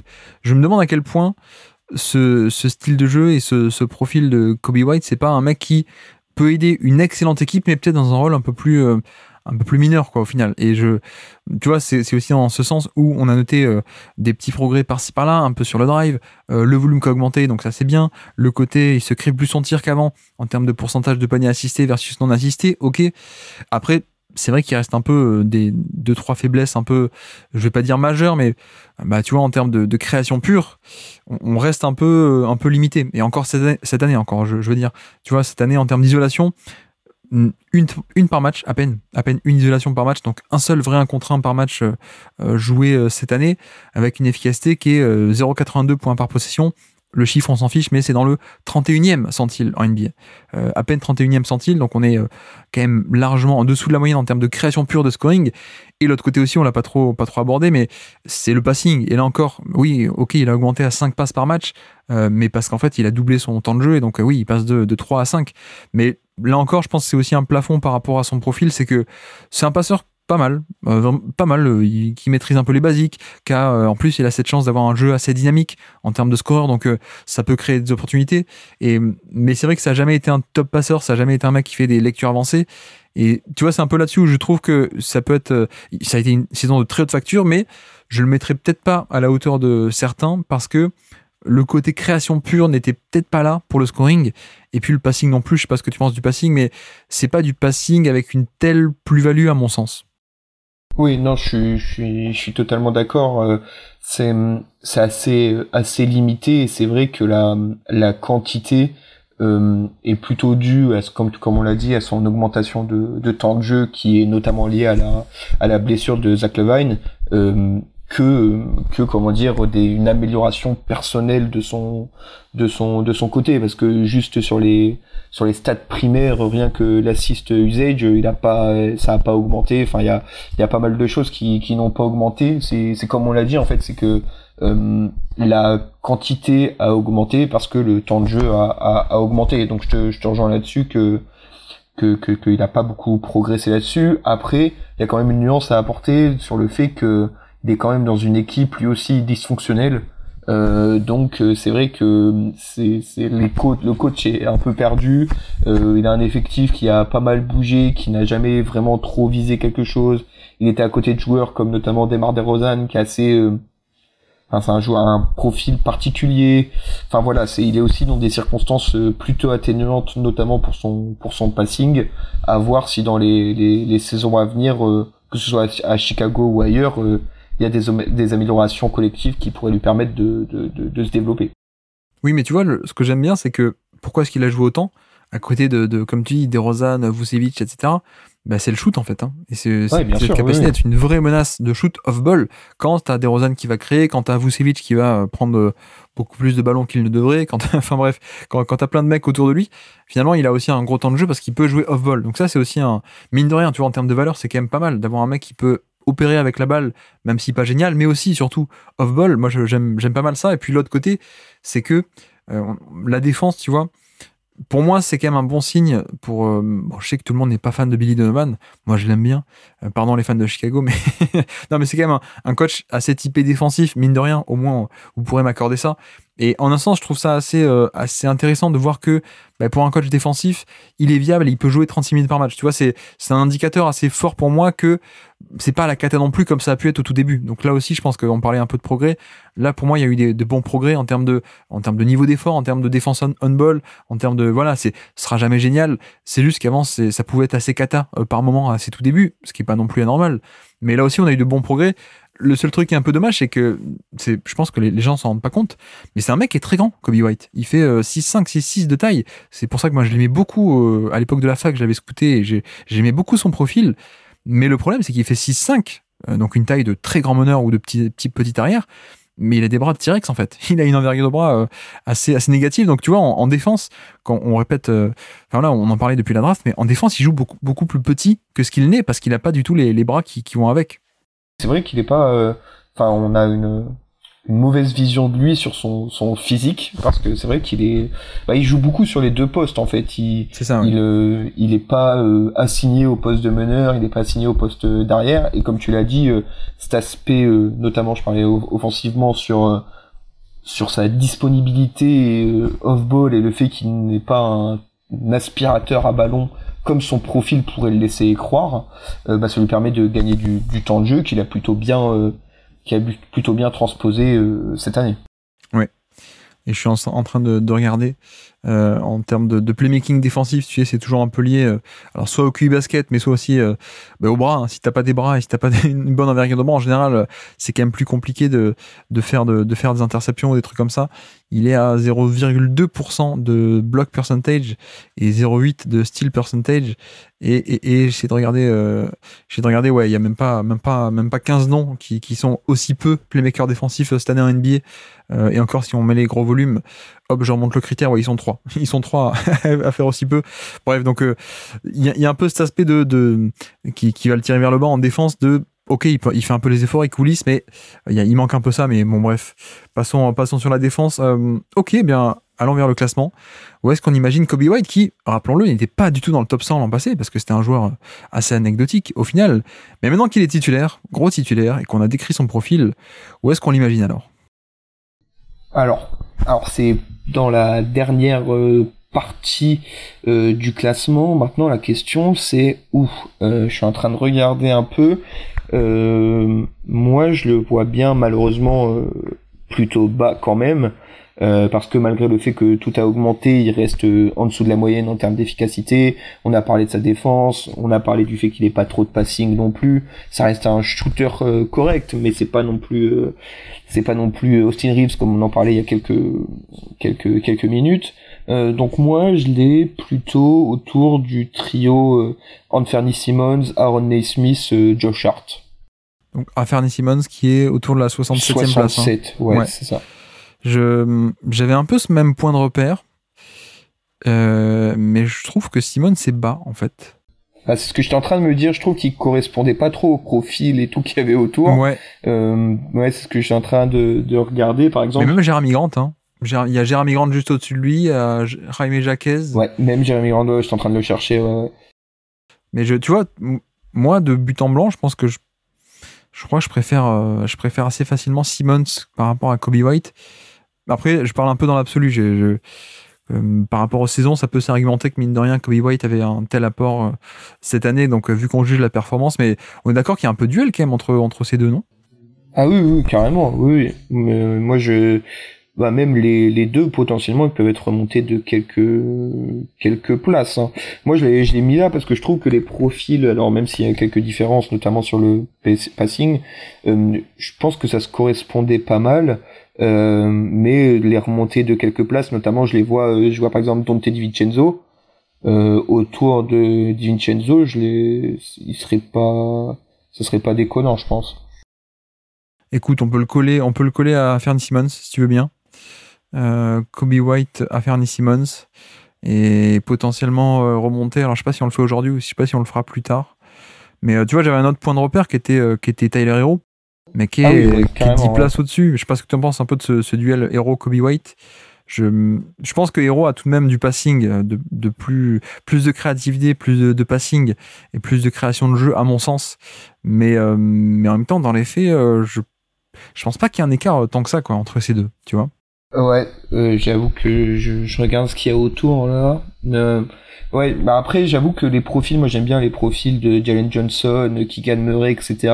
Ouais. Et je pense que dans une équipe fonctionnelle, c'est plus intéressant potentiellement de les avoir que Coby White. Après sur la saison même, je pense que Tyler Herro, moi ça me semble un tout petit peu haut, mais 2-3 places en dessous, on va dire entre Donte DiVincenzo et Keegan Murray, ça me semblerait pas. Est-ce que Tyler Herro est trop haut ou pas ? Est-ce que ça c'est une question aussi.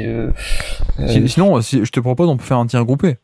On prend Tyler Herro, ensuite on enchaîne Coby White, ensuite Anthony Simons, et on les place au milieu. On les colle à Klay Thompson, tu vois, par exemple. Un peu au milieu. Donc on fait un peu descendre Tyler Herro, on fait un peu monter Anthony Simons, et on colle ces trois-là, comme ça. Ouais, franchement, ça me semble ça peut être pas mal. Ça peut être pas mal entre Donte DiVincenzo et Klay Thompson, un truc comme ça. Ouais, carrément, ouais. Ouais, c'est pas mal du tout. Quelle créativité on a, dis donc. Ouais. Ok, faisons ça. Non mais ça me va ce tir groupé là. Tout ça pour que ça soit détruit dans 3 épisodes, c'est assez fantastique. Hein. Pourquoi ? T'as peur que Azad passe par là et détruise tout peu importe, hein, on sait très bien qu'à chaque fois qu'on repasse sur le classement, on se dit « Ah, mais ça, je l'aurais fait autrement. Ah, mais ça aussi. Ah, c'est vrai. Mais je me retiens beaucoup, mais là, je me retiens pas parce que ça me semble assez cohérent de le faire quand même, de rapprocher un peu ces trois profils. Donc, pour une fois, je cède. Ok. Bah, faisons ça, ça me va très bien. Ok, donc on est autour de la 60e place, grosso modo. 62, on va dire. Et donc, petit quiz. Nous sommes le 20 janvier 2024 et c'est un poster dunk en transition contre Memphis. C'est le quiz un peu dur du jour. C'est marrant, ça. Chicago-Memphis. Tout le monde se souvient de ce match du 20 janvier. Qui est sur le terrain au moment de ce poster dunk en transition de Coby White? Alors, donc, Coby White, Ayo Dosunmu. Effectivement, Ayo est là, oui. Ok, Demar DeRozan. Oui. Patrick Williams. Non, pas Patrick, on l'a pas attendu. Alors, ça doit être un jeu de mots que je n'ai pas. Non, c'est juste, on n'attend pas Patrick, okay. c'est juste. Ah oui, d'accord. Ah oui, j'avais pas du tout. Donc, comment il s'appelle, Vucevic. Oui, tout à fait. Et donc, il m'en manque un qui serait un ailier 4. Qui est-ce qu'ils ont à ce poste-là? Qui sort de la fac de Texas A&M. Ah, désolé, les facs, ça va pas, ça va pas Qui m'aider. jouait à la fac avec Daniel House. Non, mais j'essaie de donner des indices basket parce qu'il paraît que mes indices jeux de mots, ils sont trop pourris, donc... Ah, j'avoue que les indices basket, ça peut m'aider, mais pas la fac. C'est quelqu'un, un moustachu qui était aux Lakers. Champion NBA. Oula, alors champion NBA, qu'est-ce que Champion NBA avec les Lakers en 2020. Qui est désormais dans une équipe qui a fini première de l'Ouest. Il a été échangé contre un Australien cet été. Ah, comment il s'appelle? Je crois que... c'est pas Torrey Craig? Non. Non, parce que je sais qu'il était à Chicago. Putain. Non, il a été quelqu'un qui a été échangé à OKC contre Josh Giddey. Ah bah Caruso, je suis bête. Ah bah oui, Caruso. Caruso, en évidemment. fait, je cherche tellement compliqué que les évidents, on les a plus. Non, mais c'était le classique côté Chicago et donc. Et Memphis. Alors là, ça va être beaucoup moins drôle. Et donc Memphis, ouais. Desmond Bane. Bane n'est pas sur le terrain à ce moment-là. Ok. Conchar. Aldama. Exactement, Santi Aldama est là. Ok. Jaren Jackson. Oui. Il y avait pas comment il s'appelle, Derrick Rose? Non, il n'y avait pas Derrick Rose. Il y avait un mec très jeune qui est le frère de Michael. Alors Michael, c'est Porter Junior? Non. Il y a un Porter Junior? Je me suis dit non, parce que je sais qu'il y a eu des soucis avec tous les Porters Junior, et je savais pas qu'il y en avait un. Moi je pensais au roi de la pop. Jackson, mais alors j'ai pas le prénom. Il y en avait tellement des Jackson que... C'était J.J. Jackson. C'est le très jeune ailier. Et le dernier... Ouais, pas du tout. On va voir, parce que quand je fais cet indice, personne ne le comprend jamais. Le dernier, il est dans la mare. La mare au... Canard. Et donc Luke Kennard. Exactement, Luke Kennard. Tout à fait. Tout à fait. Celui-là, il est tiré par les cheveux. Ouais. Très, très capillotracté, évidemment.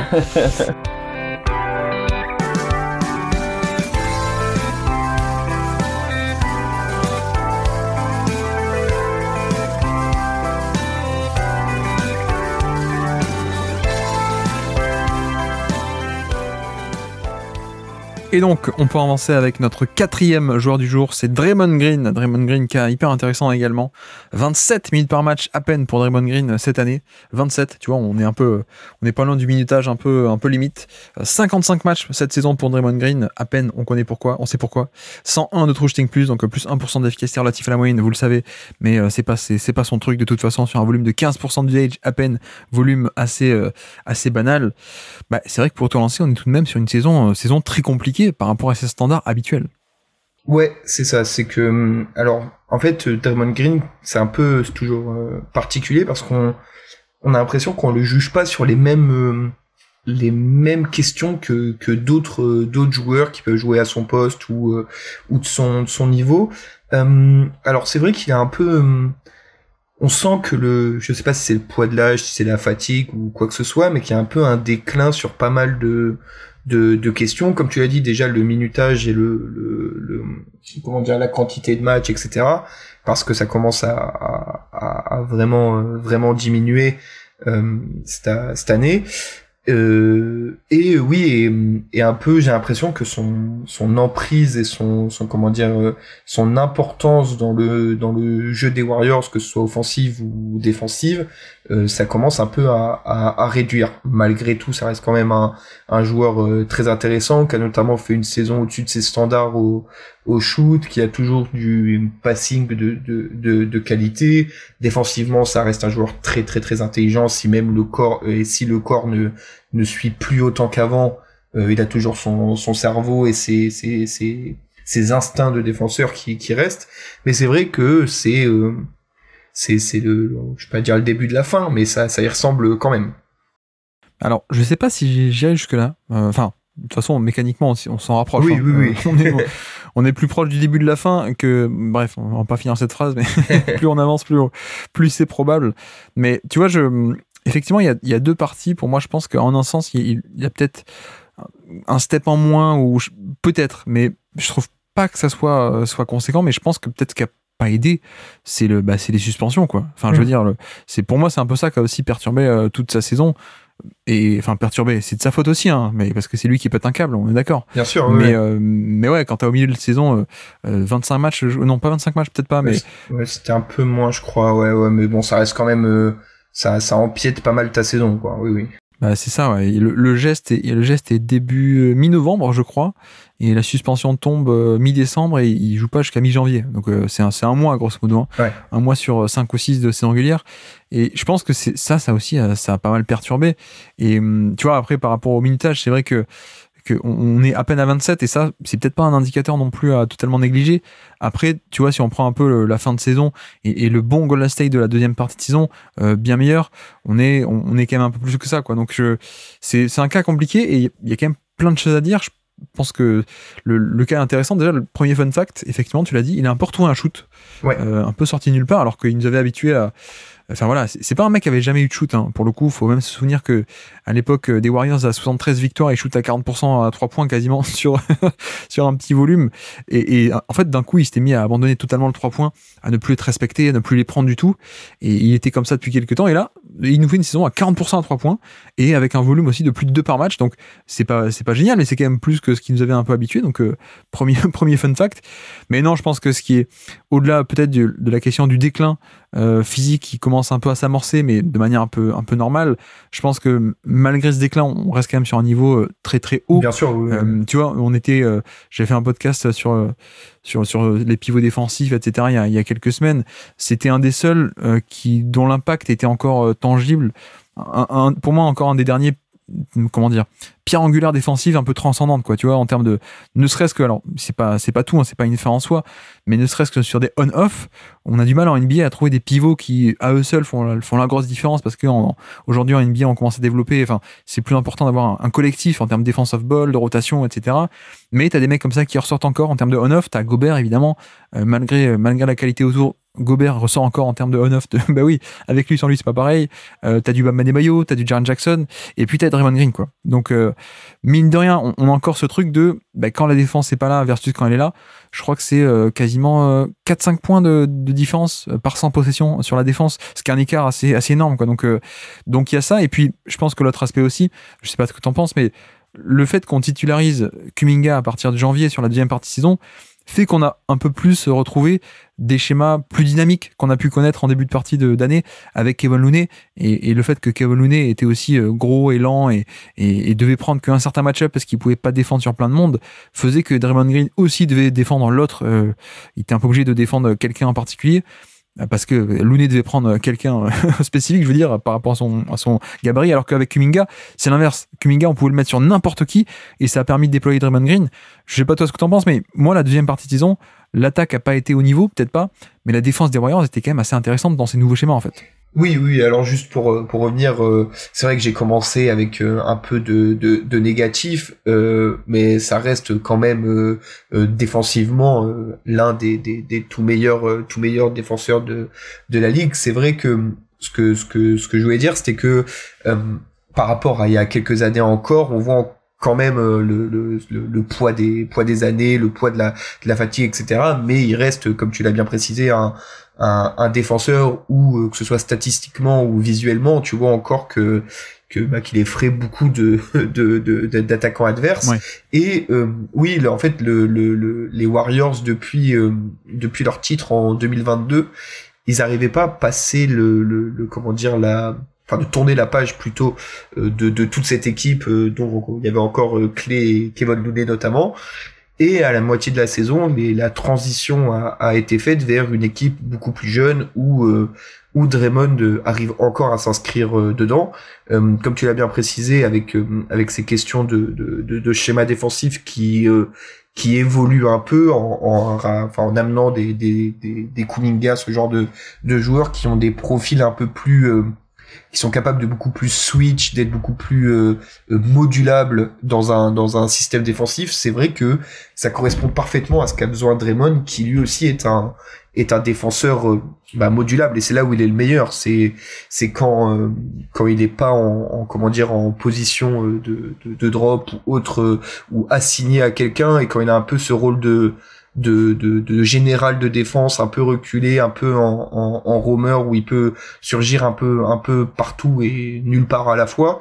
Et ça correspond bien mieux avec un Kuminga largement plus dynamique que Kevon Looney pour l'accompagner sur les postes intérieurs, ouais.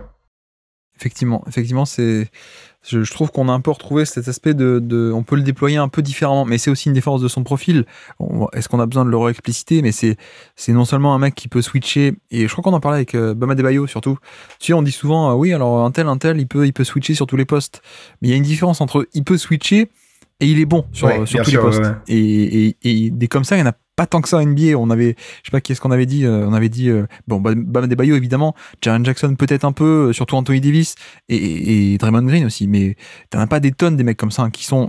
C'est pas juste qu'ils peuvent switcher, mais qui sont bons, voire très bons. Il fait un peu partie de ça. Mais aussi, on a une valeur. C'est pas que le switch. Parfois, on fait un peu le raccourci défense dynamique égale switch, ou même Draymond Green, défenseur un peu mobile et donc switch. Mais en fait, il est aussi excellentissime en termes de protection de panier, tu l'as dit, le rôle du roamer, le safety, etc.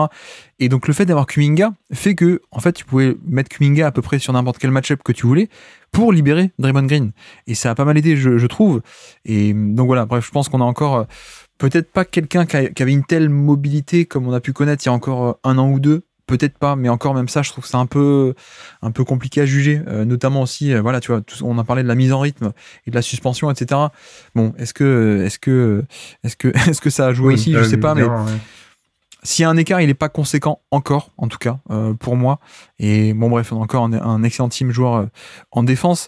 Et sur l'attaque, c'est toujours pareil, c'est-à-dire que c'est l'aspect de passing et la synergie qu'il peut avoir avec un Stephen Curry, où on a ce pick and roll qui est génial, mais est-ce qu'on a besoin de détailler ça aussi? Est-ce qu'on a aussi besoin de redétailler que, non, il y a toujours pas de scoring de création, etc., tous ces trucs, non, en effet.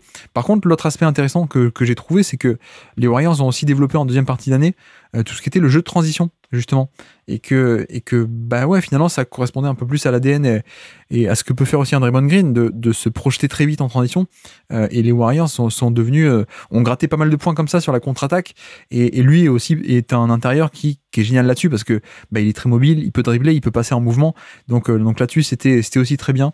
Mais voilà, je sais pas si tu as d'autres choses à rajouter sur la saison de Draymond Green en 2024. Alors, t'as quasiment tout dit, juste une ou deux petites choses. C'est que, t'as précisé tout ce qu'il faisait défensivement, et c'est vrai qu'il le fait encore bien.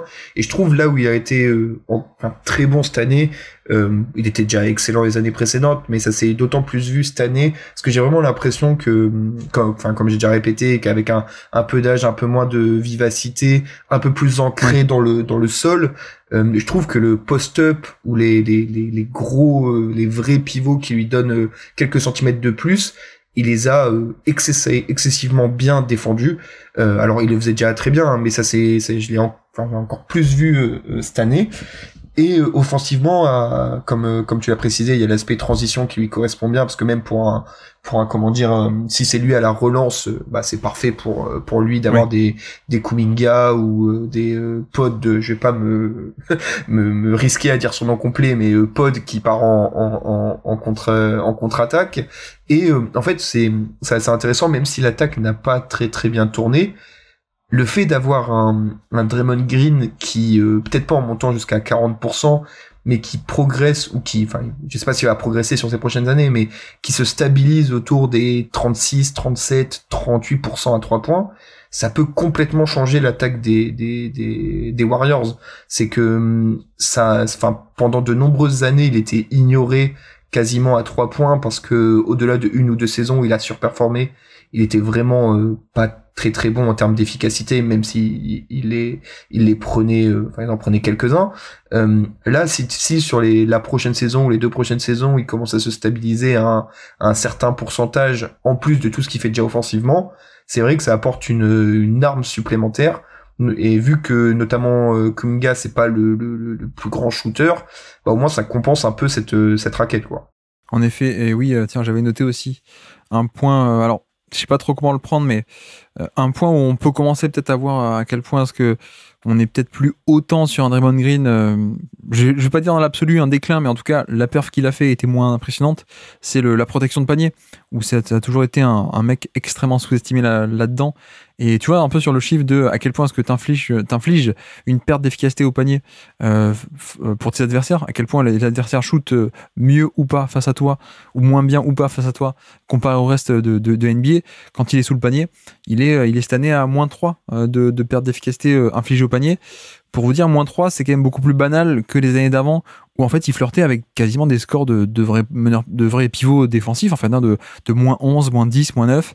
Donc là, c'est vrai que comment est-ce qu'on interprète ça? Est-ce que en effet c'est juste que le mec a été moins bon? Est-ce qu'on est sur un déclin?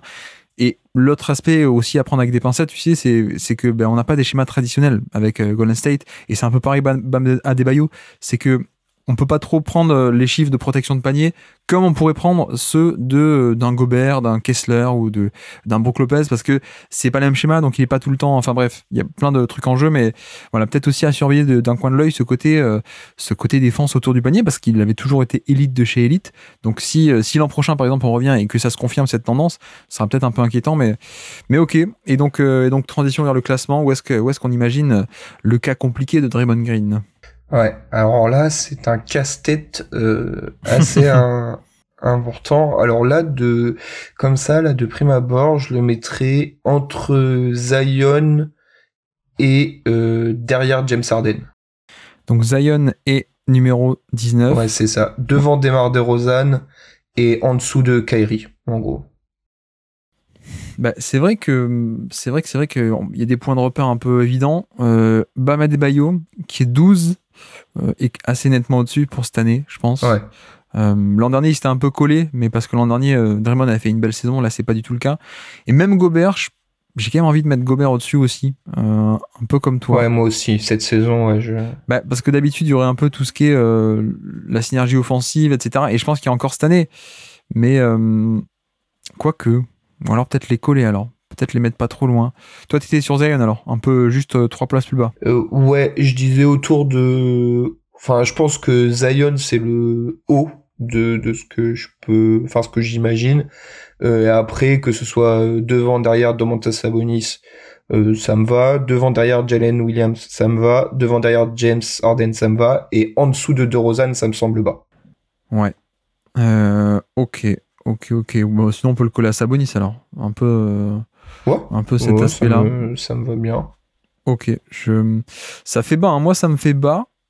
Mais c'est pas genre tu m'imposes que ça soit bas. C'est juste que c'est bas par rapport aux standards habituels auxquels j'ai l'habitude de voir Draymond. Oui, quoi. je suis d'accord. Oui.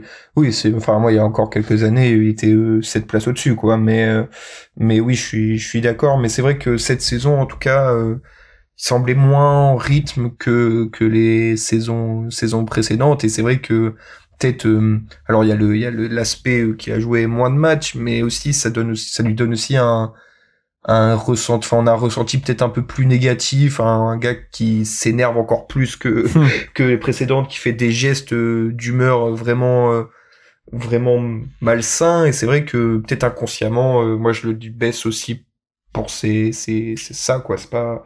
C'est pas digne d'un grand champion du grand champion qu'il est, quoi. Ouais, puis tu vois, ne serait-ce que sur le minutage, au final, 27 minutes, on est même loin de ses standards, quoi. Donc, ça peut s'entendre de faire un malus aussi par rapport à ça. Notre critère, c'est un peu l'impact, entre guillemets, par match. Alors, c'est pas vraiment par match, mais c'est juste pour pas dire, tiens, il a fait 20 matchs de plus, il a plus de valeur. Mais vu que le critère, c'est un peu l'impact par match et que, par match, il a joué quand même beaucoup moins qu'avant. Ça, ouais. Il a joué 800 minutes de moins. Ouais, voilà. Donc, c'est quand même énorme. Ouais. Ok, mettons-le là. Alors, à côté de Sabonis, entre Zion et Sabonis, on fait un tir groupé de petits costauds.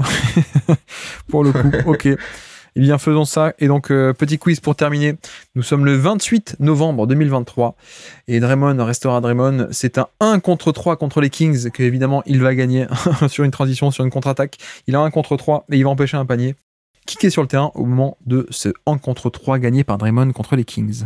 Alors, Curry. Curry est sur le terrain, oui.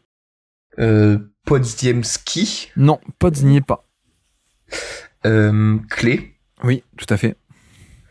Clay, Kuminga. Kuminga n'est pas sur le terrain, non.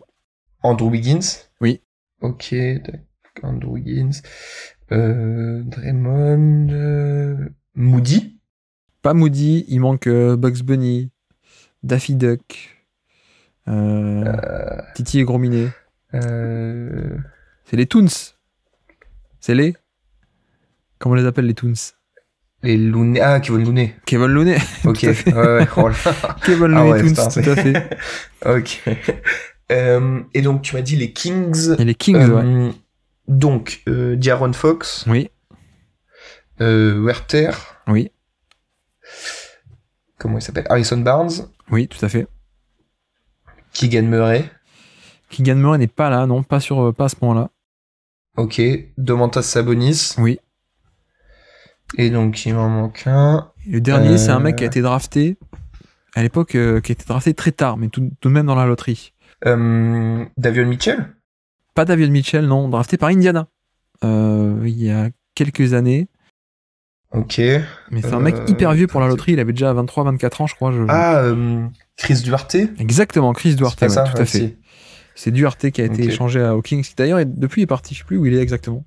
Je me souviens plus, mais... J'avoue que je l'ai lâché après ses saisons à Indiana où c'était un très bon rookie de 28 ans. C'est ça, après, ouais. J'avoue, j'ai plus suivi son parcours.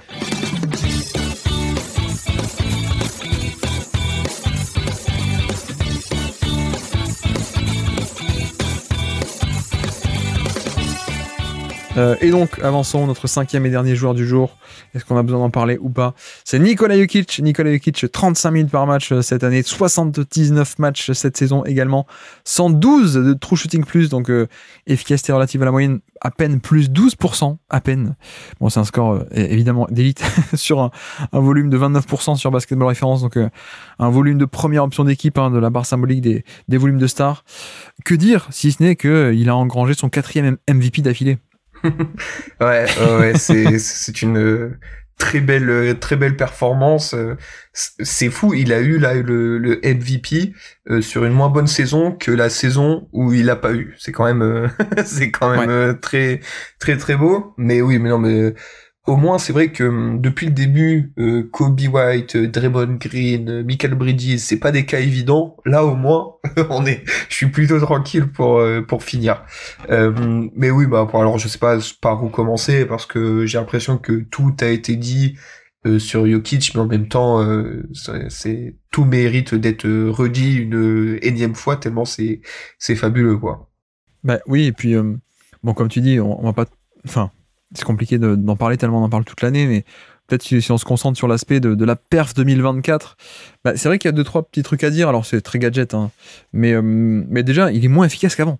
Ouais. On était sur une série en cours qui était incroyable depuis 2021, là sur les années 2020, il faisait des scores d'efficacité qui à chaque fois montaient, et à chaque fois déjà 2021, il tape du plus j'ai perdu du plus 12%, non plus 13% relatif à la moyenne. C'est un score incroyable, c'est déjà un truc historique. Plus 13% d'efficacité relative à la moyenne sur un volume de stars, ok. Et ensuite, l'année d'après, 2022, il passe à plus 17%. On dit, ah ouais, non mais là, c'est incroyable. Là, ça devient vraiment historique. Il y a même pas 15 saisons depuis 40 ans qui ont fait ça. Et l'année d'après, 2023, il passe à 121, donc plus 21%. Là, on dit, ah, ok, là, il n'y a plus que 4 saisons depuis 40 ans qui ont jamais fait ça.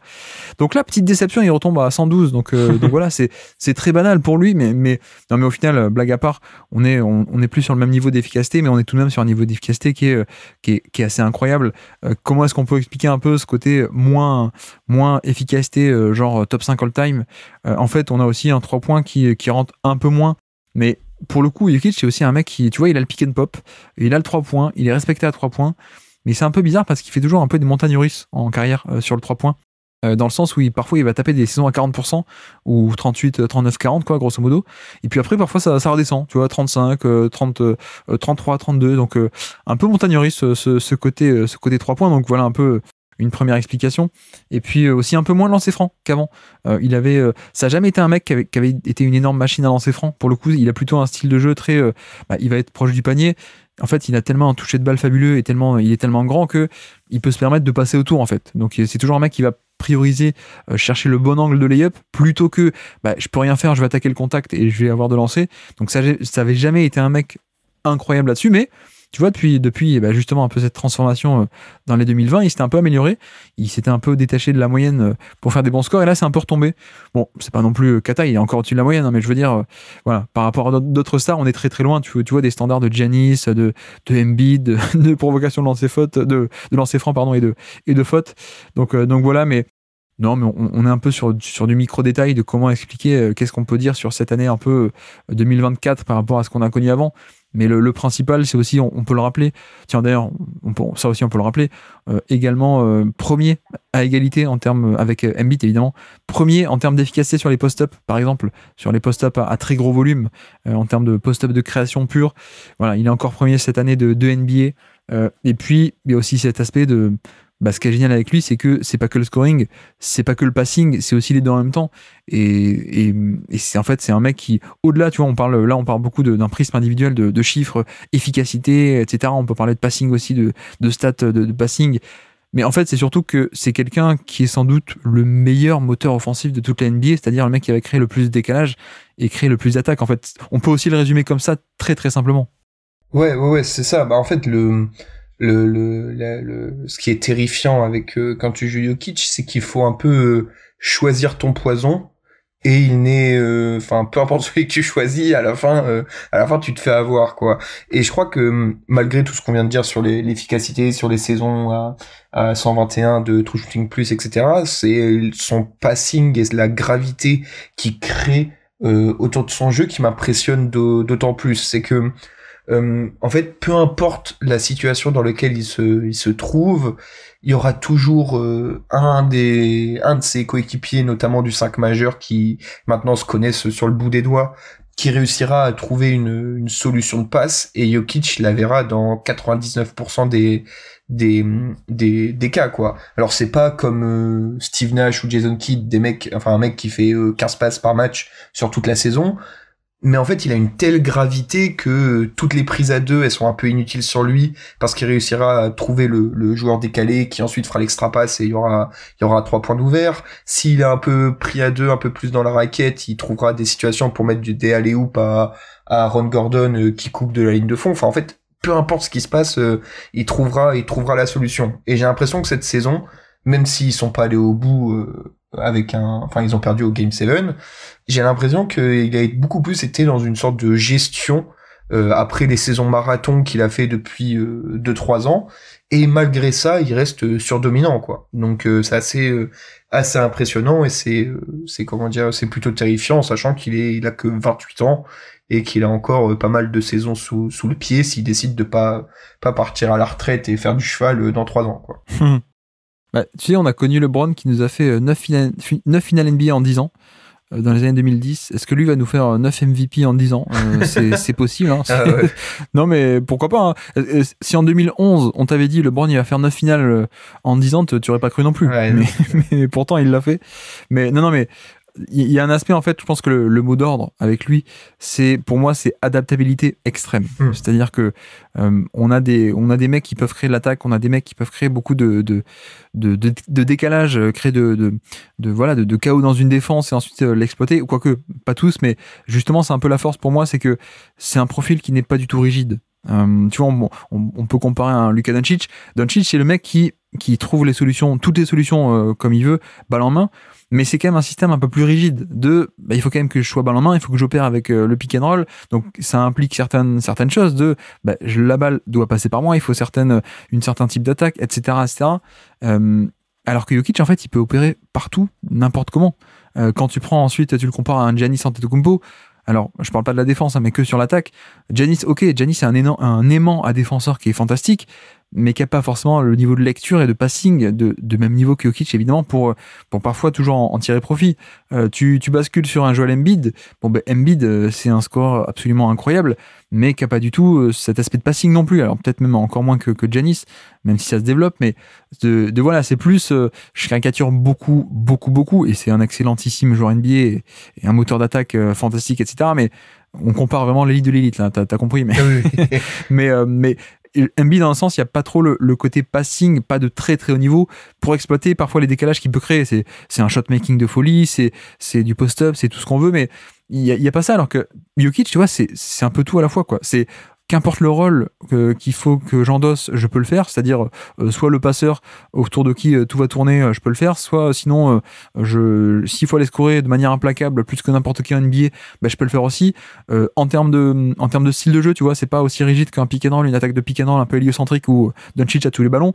Non, lui, on a déjà présenté la stat rapidement, enfin souvent, mais c'est ce côté, la différence entre le nombre de fois où il touche la balle et le temps passé avec la balle entre les mains. La différence, elle est incroyable. C'est-à-dire qu'il touche beaucoup la balle, c'est le premier de NBA, mais il garde très peu la balle en temps moyen et en temps total cumulé, parce que en fait, il la touche et il la fait tourner, quoi. Grosso modo, c'est la plaque tournante littéralement. Enfin bref, il y a un côté vraiment adaptabilité extrême de... En fait, il n'y a pas de compromis. C'est non seulement le meilleur moteur offensif, mais en plus, il n'y a pas de compromis. Et puis l'autre aspect, à moins que tu veuilles encore parler de l'attaque, tu me dis. Ouais, non, c'était juste, non, mais j'avais juste, enfin, c'était pour complètement confirmer ce que tu disais, c'était que c'est vraiment, en fait, si schématiquement on prend juste des curseurs et on se dit comment dire, point offensif, on évalue les curseurs sur 100, Jokic, il les a quasiment tous à 100, là où des Embiid, etc., ils en ont certains qui descendent un peu, quoi. C'est un peu le joueur offensif ultime, où tu lui vois pas de défaut, même en cherchant beaucoup. Donc non, c'était juste pour confirmer ce que tu disais sur lui. Ouais, on est d'accord. Non, mais tu vois, Embiid, je pense que Embiid a un scoring assez incroyable, mais qui n'est peut-être pas autant inscrit en termes de synergie collective dans un fond de jeu où, enfin, en fait, Jokic, c'est vraiment, enfin, tu peux lui demander n'importe quoi, il le fait, quoi. C'est ça qui est assez dingue, et ce qui obtient des résultats assez incroyables en termes de création collective, surtout ça, bien le sûr, marqueur, ouais.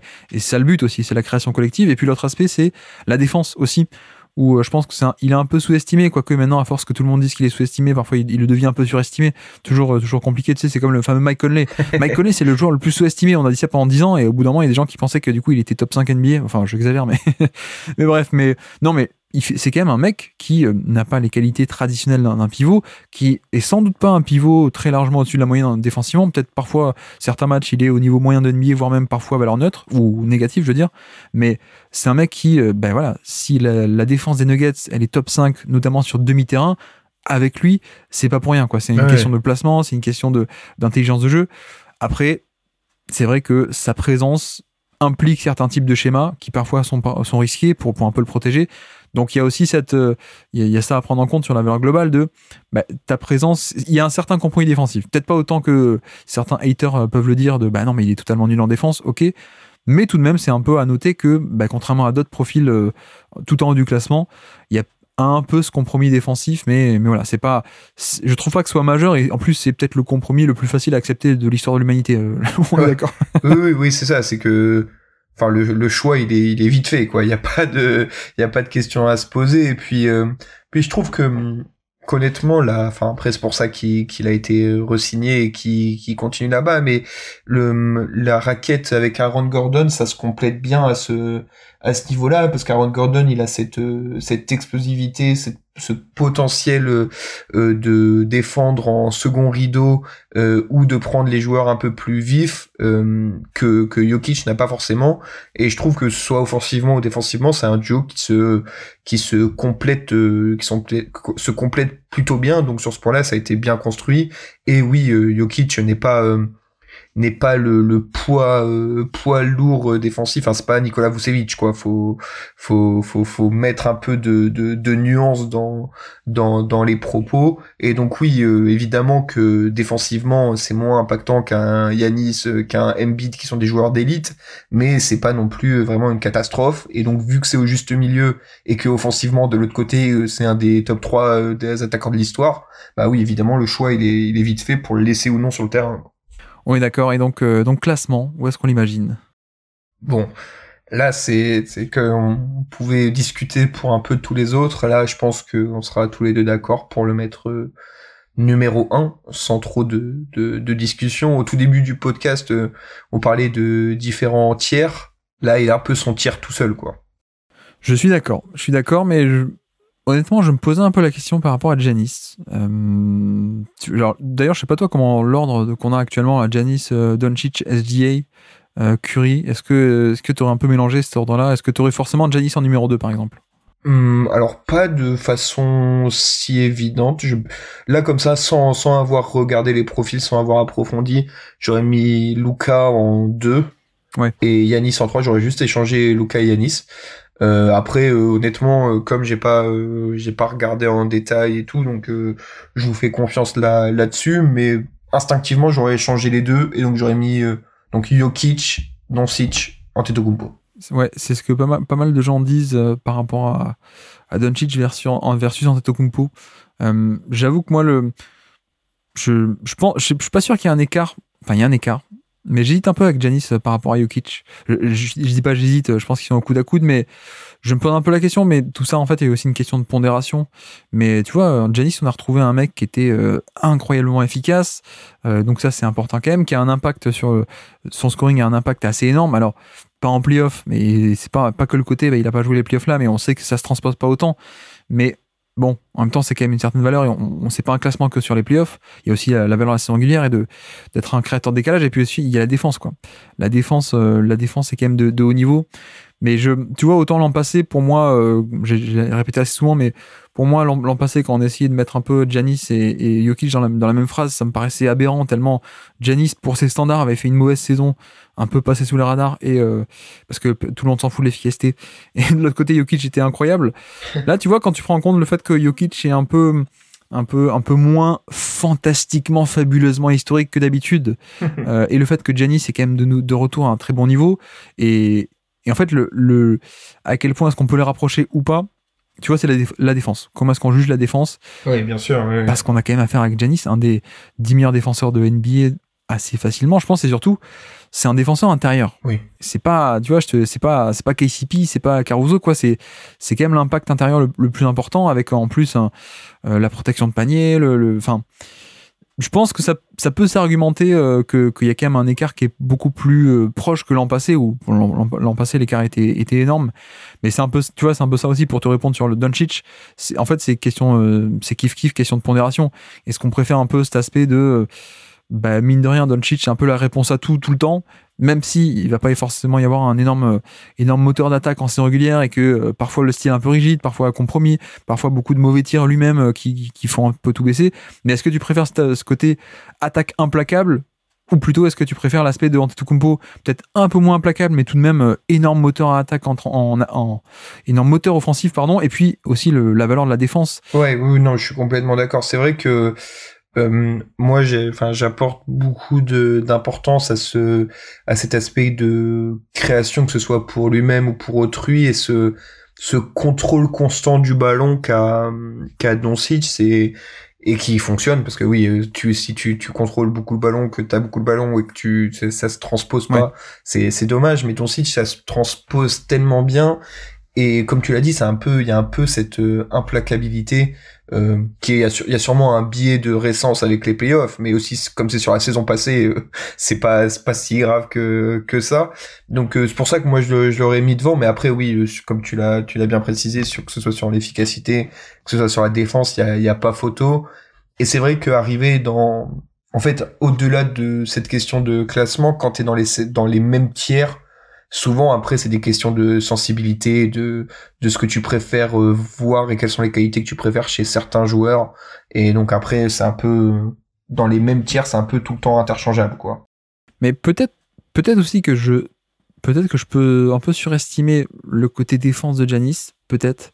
Mais c'est quand même un aspect hyper important pour moi, la défense intérieure. Mais peut-être que je surestime Giannis, peut-être que j'estime pas assez la création offensive de Doncic. Ou alors peut-être que je combats mes propres instincts, parce que tu sais que j'adore Doncic aussi, mais non, c'est un peu compliqué tout ça. Et, tu vois, d'instinct, pour moi, il y a un écart assez net entre Jokic et Doncic. Il n'y a pas un monde où je me dis, ouais, peut-être que Doncic est meilleur que Jokic, tu vois. Et pourtant, pour Antetokounmpo, Antetokounmpo, c'est plus compliqué parce que, en fait, c'est pas le même métier. Tu vois, Jokic versus Doncic, tu te dis juste, qui est le meilleur en attaque, grosso modo, c'est un peu... Bien sûr, ouais, c'est ça exactement. Et donc c'est plus facile. Alors que pour le duel Jokic et Antetokounmpo... C'est une question de pondération, quoi. C'est une question de pondération et c'est pas aussi simple que y a un domaine et qui est le meilleur dans ce domaine, quoi. C'est à quel point tu donnes l'importance à quel point tu penses que la défense a de la valeur, à quel point tu penses que sa défense a de la valeur, à quel point tu pénalises le côté rigide ou en tout cas pas transposé, attaque en playoff, pas porteur de balle. C'est compliqué, mais ok, faisons comme ça. Mais vu que plein de monde me réclame de passer Doncic au-dessus, peut-être qu'il faudra qu'on le fasse alors. Vu que c'est quand même un classement participatif, il faudra peut-être le faire. Non, mais en fait, j'ai eu de tout. J'ai eu aussi SGA numéro 1 devant Antetokounmpo et Doncic. Tu vois, je sais pas. Embiid, tu vois, mais Embiid se retrouve 6ème. Est-ce que c'est pas un peu bas aussi? Ouais, non, mais c'est un peu un cercle vicieux. Une fois que t'as commencé à te poser des questions, tout se repose en question. Alors, juste pour répondre rapidement à tes deux petites interrogations là, moi, SJ, je le vois bien là parce que j'ai l'impression que malgré sa saison exceptionnelle, il est quand même beaucoup plus intégré dans un système qui est un peu fait sur mesure pour lui et comment dire, il a moins cet aspect création pour autrui un peu omnipotent qu'a Doncic ou Jokic voire Antetokounmpo. Donc j'avoue que moi je dirais un peu derrière. Après je suis moins fan du profil que beaucoup de gens. Et après pour Embiid, je pense que potentiellement la seule place qu'il peut gratter c'est avec Curry. Je le vois pas taper les 4 de devant, en tout cas sur la saison passée, notamment parce qu'on a eu le même cas avec Draymond. Il y a eu une grosse période de blessure quand même, qui compte, qui rentre en jeu. Mais en fait, c'est dur à juger parce que de souvenir. Alors pareil, j'ai pas regardé en détail, mais il était quand même sur un début de saison assez tonitruant. Et donc et puis toujours défensivement ça reste une encre défensive. Il était ultra efficace de souvenir, pareil j'ai pas sous les yeux, donc oui potentiellement gratter une place par rapport à Curry, mais ça reste quand même une saison un peu tronquée je crois de souvenir pour Embiid. Donc en nombre de matchs, mais après le nombre de matchs c'est pas un critère. On prend un peu ce qu'on... C'est que les minutes. c'est que les fois où il était sur le terrain. Grosso modo, c'est pour ça que tu vois que Kawhi est aussi haut aussi, parce qu'on prend pas le côté injury prone, etc. quoi. Mais... Ok, alors oui, alors ça peut vraiment discuter avec, je pense, Curry dans ce cas-là, parce que de souvenir, là je regarde vite fait, et oui, c'était une saison quand même assez incroyable. Hein. Assez incroyable. Ouais, on est d'accord. Ouais, donc peut-être Embiid va gratter des places, mais ok. Non, mais en vrai, je pense que Jokic est quand même assez nettement numéro 1. On peut faire ça de conclusion, à mon avis. Ouais, en tout cas, oui, de mon côté, il y a pas trop de discussion. Très bien, et bien petit quiz pour terminer. Cette fois, nous sommes le 5 janvier 2024. Est-ce que tu te souviens de ce fameux buzzer beater contre les Warriors où il a démontré beaucoup plus d'émotion que qu'au moment du titre, où le titre, t'as l'impression qu'il s'en fichait, mais là, la explosion de joie après ce buzzer beater du milieu de terrain. Qui est sur le terrain au moment de ce buzzer beater entre Denver et Golden State? Alors, on va faire le classique... Jokic, Gordon, Michael Porter, KCP, Murray. Alors, Gordon, Murray, KCP, oui. Jokic, oui, mais il manque le 5e. Brown. Non, c'est élémentaire. Comment il s'appelle Peyton Watson. Exactement, c'est élémentaire, mon cher Peyton Watson, tout à fait. Et côté Warriors. Steph Curry. Ouais. Alors, est-ce que c'était un moment où Draymond était suspendu ou non? On va le tenter, Draymond Green. Non, il est suspendu, ouais. Ah oui, quand tu m'as dit la date, je sais ce que je pensais, mais bon, je préfère vérifier. Alors, Clay. Oui. Wiggins. Oui, tout à fait. Kuminga. Pas Kuminga. Ok. Kevon Looney. Kevon Looney, oui. Ok. Et les écouteurs sans fil, là, tu sais comment ça s'appelle les écouteurs sans fil que tu mets aux oreilles? Podmensky. Podjemski. Les AirPods Yemski, tout à fait. Exactement. Branding Pod Yemski, ouais, tout à fait, tout à fait. Donc voilà, petit quiz pour se remémorer cette action. Si ça vous dit d'aller la revoir en même temps que vous écoutez ce podcast, c'est quand même un buzzer beater assez incroyable pour le coup. Mais voici pour Jokic. Donc, je récapitule avant qu'on se quitte. On a parlé de Jokic aujourd'hui qu'on a inséré à la première place du classement. On a parlé de Draymond Green qu'on a inséré entre Zion Williamson et Domantas Sabonis autour de la 20e place, grosso modo. Mikal Bridges a été inséré entre KCP et Paolo Banchero, donc autour de la 48e place. Et puis un peu en dessous, Austin Reeves, qui est coincé entre Devin Vassell et Bogdanovic, d'ailleurs. Et puis ensuite, on a Kobe White, qui est classé autour de la 63e, 4e place, grosso modo, entre Tyler Hero et Anthony Simmons. Voilà. On l'a mis en sandwich entre ces deux-là. Donc voilà pour la cuite du jour. Et en tout cas, merci beaucoup, Benjamin, d'être passé sur le Basket Lab et sur la syllabe une nouvelle fois.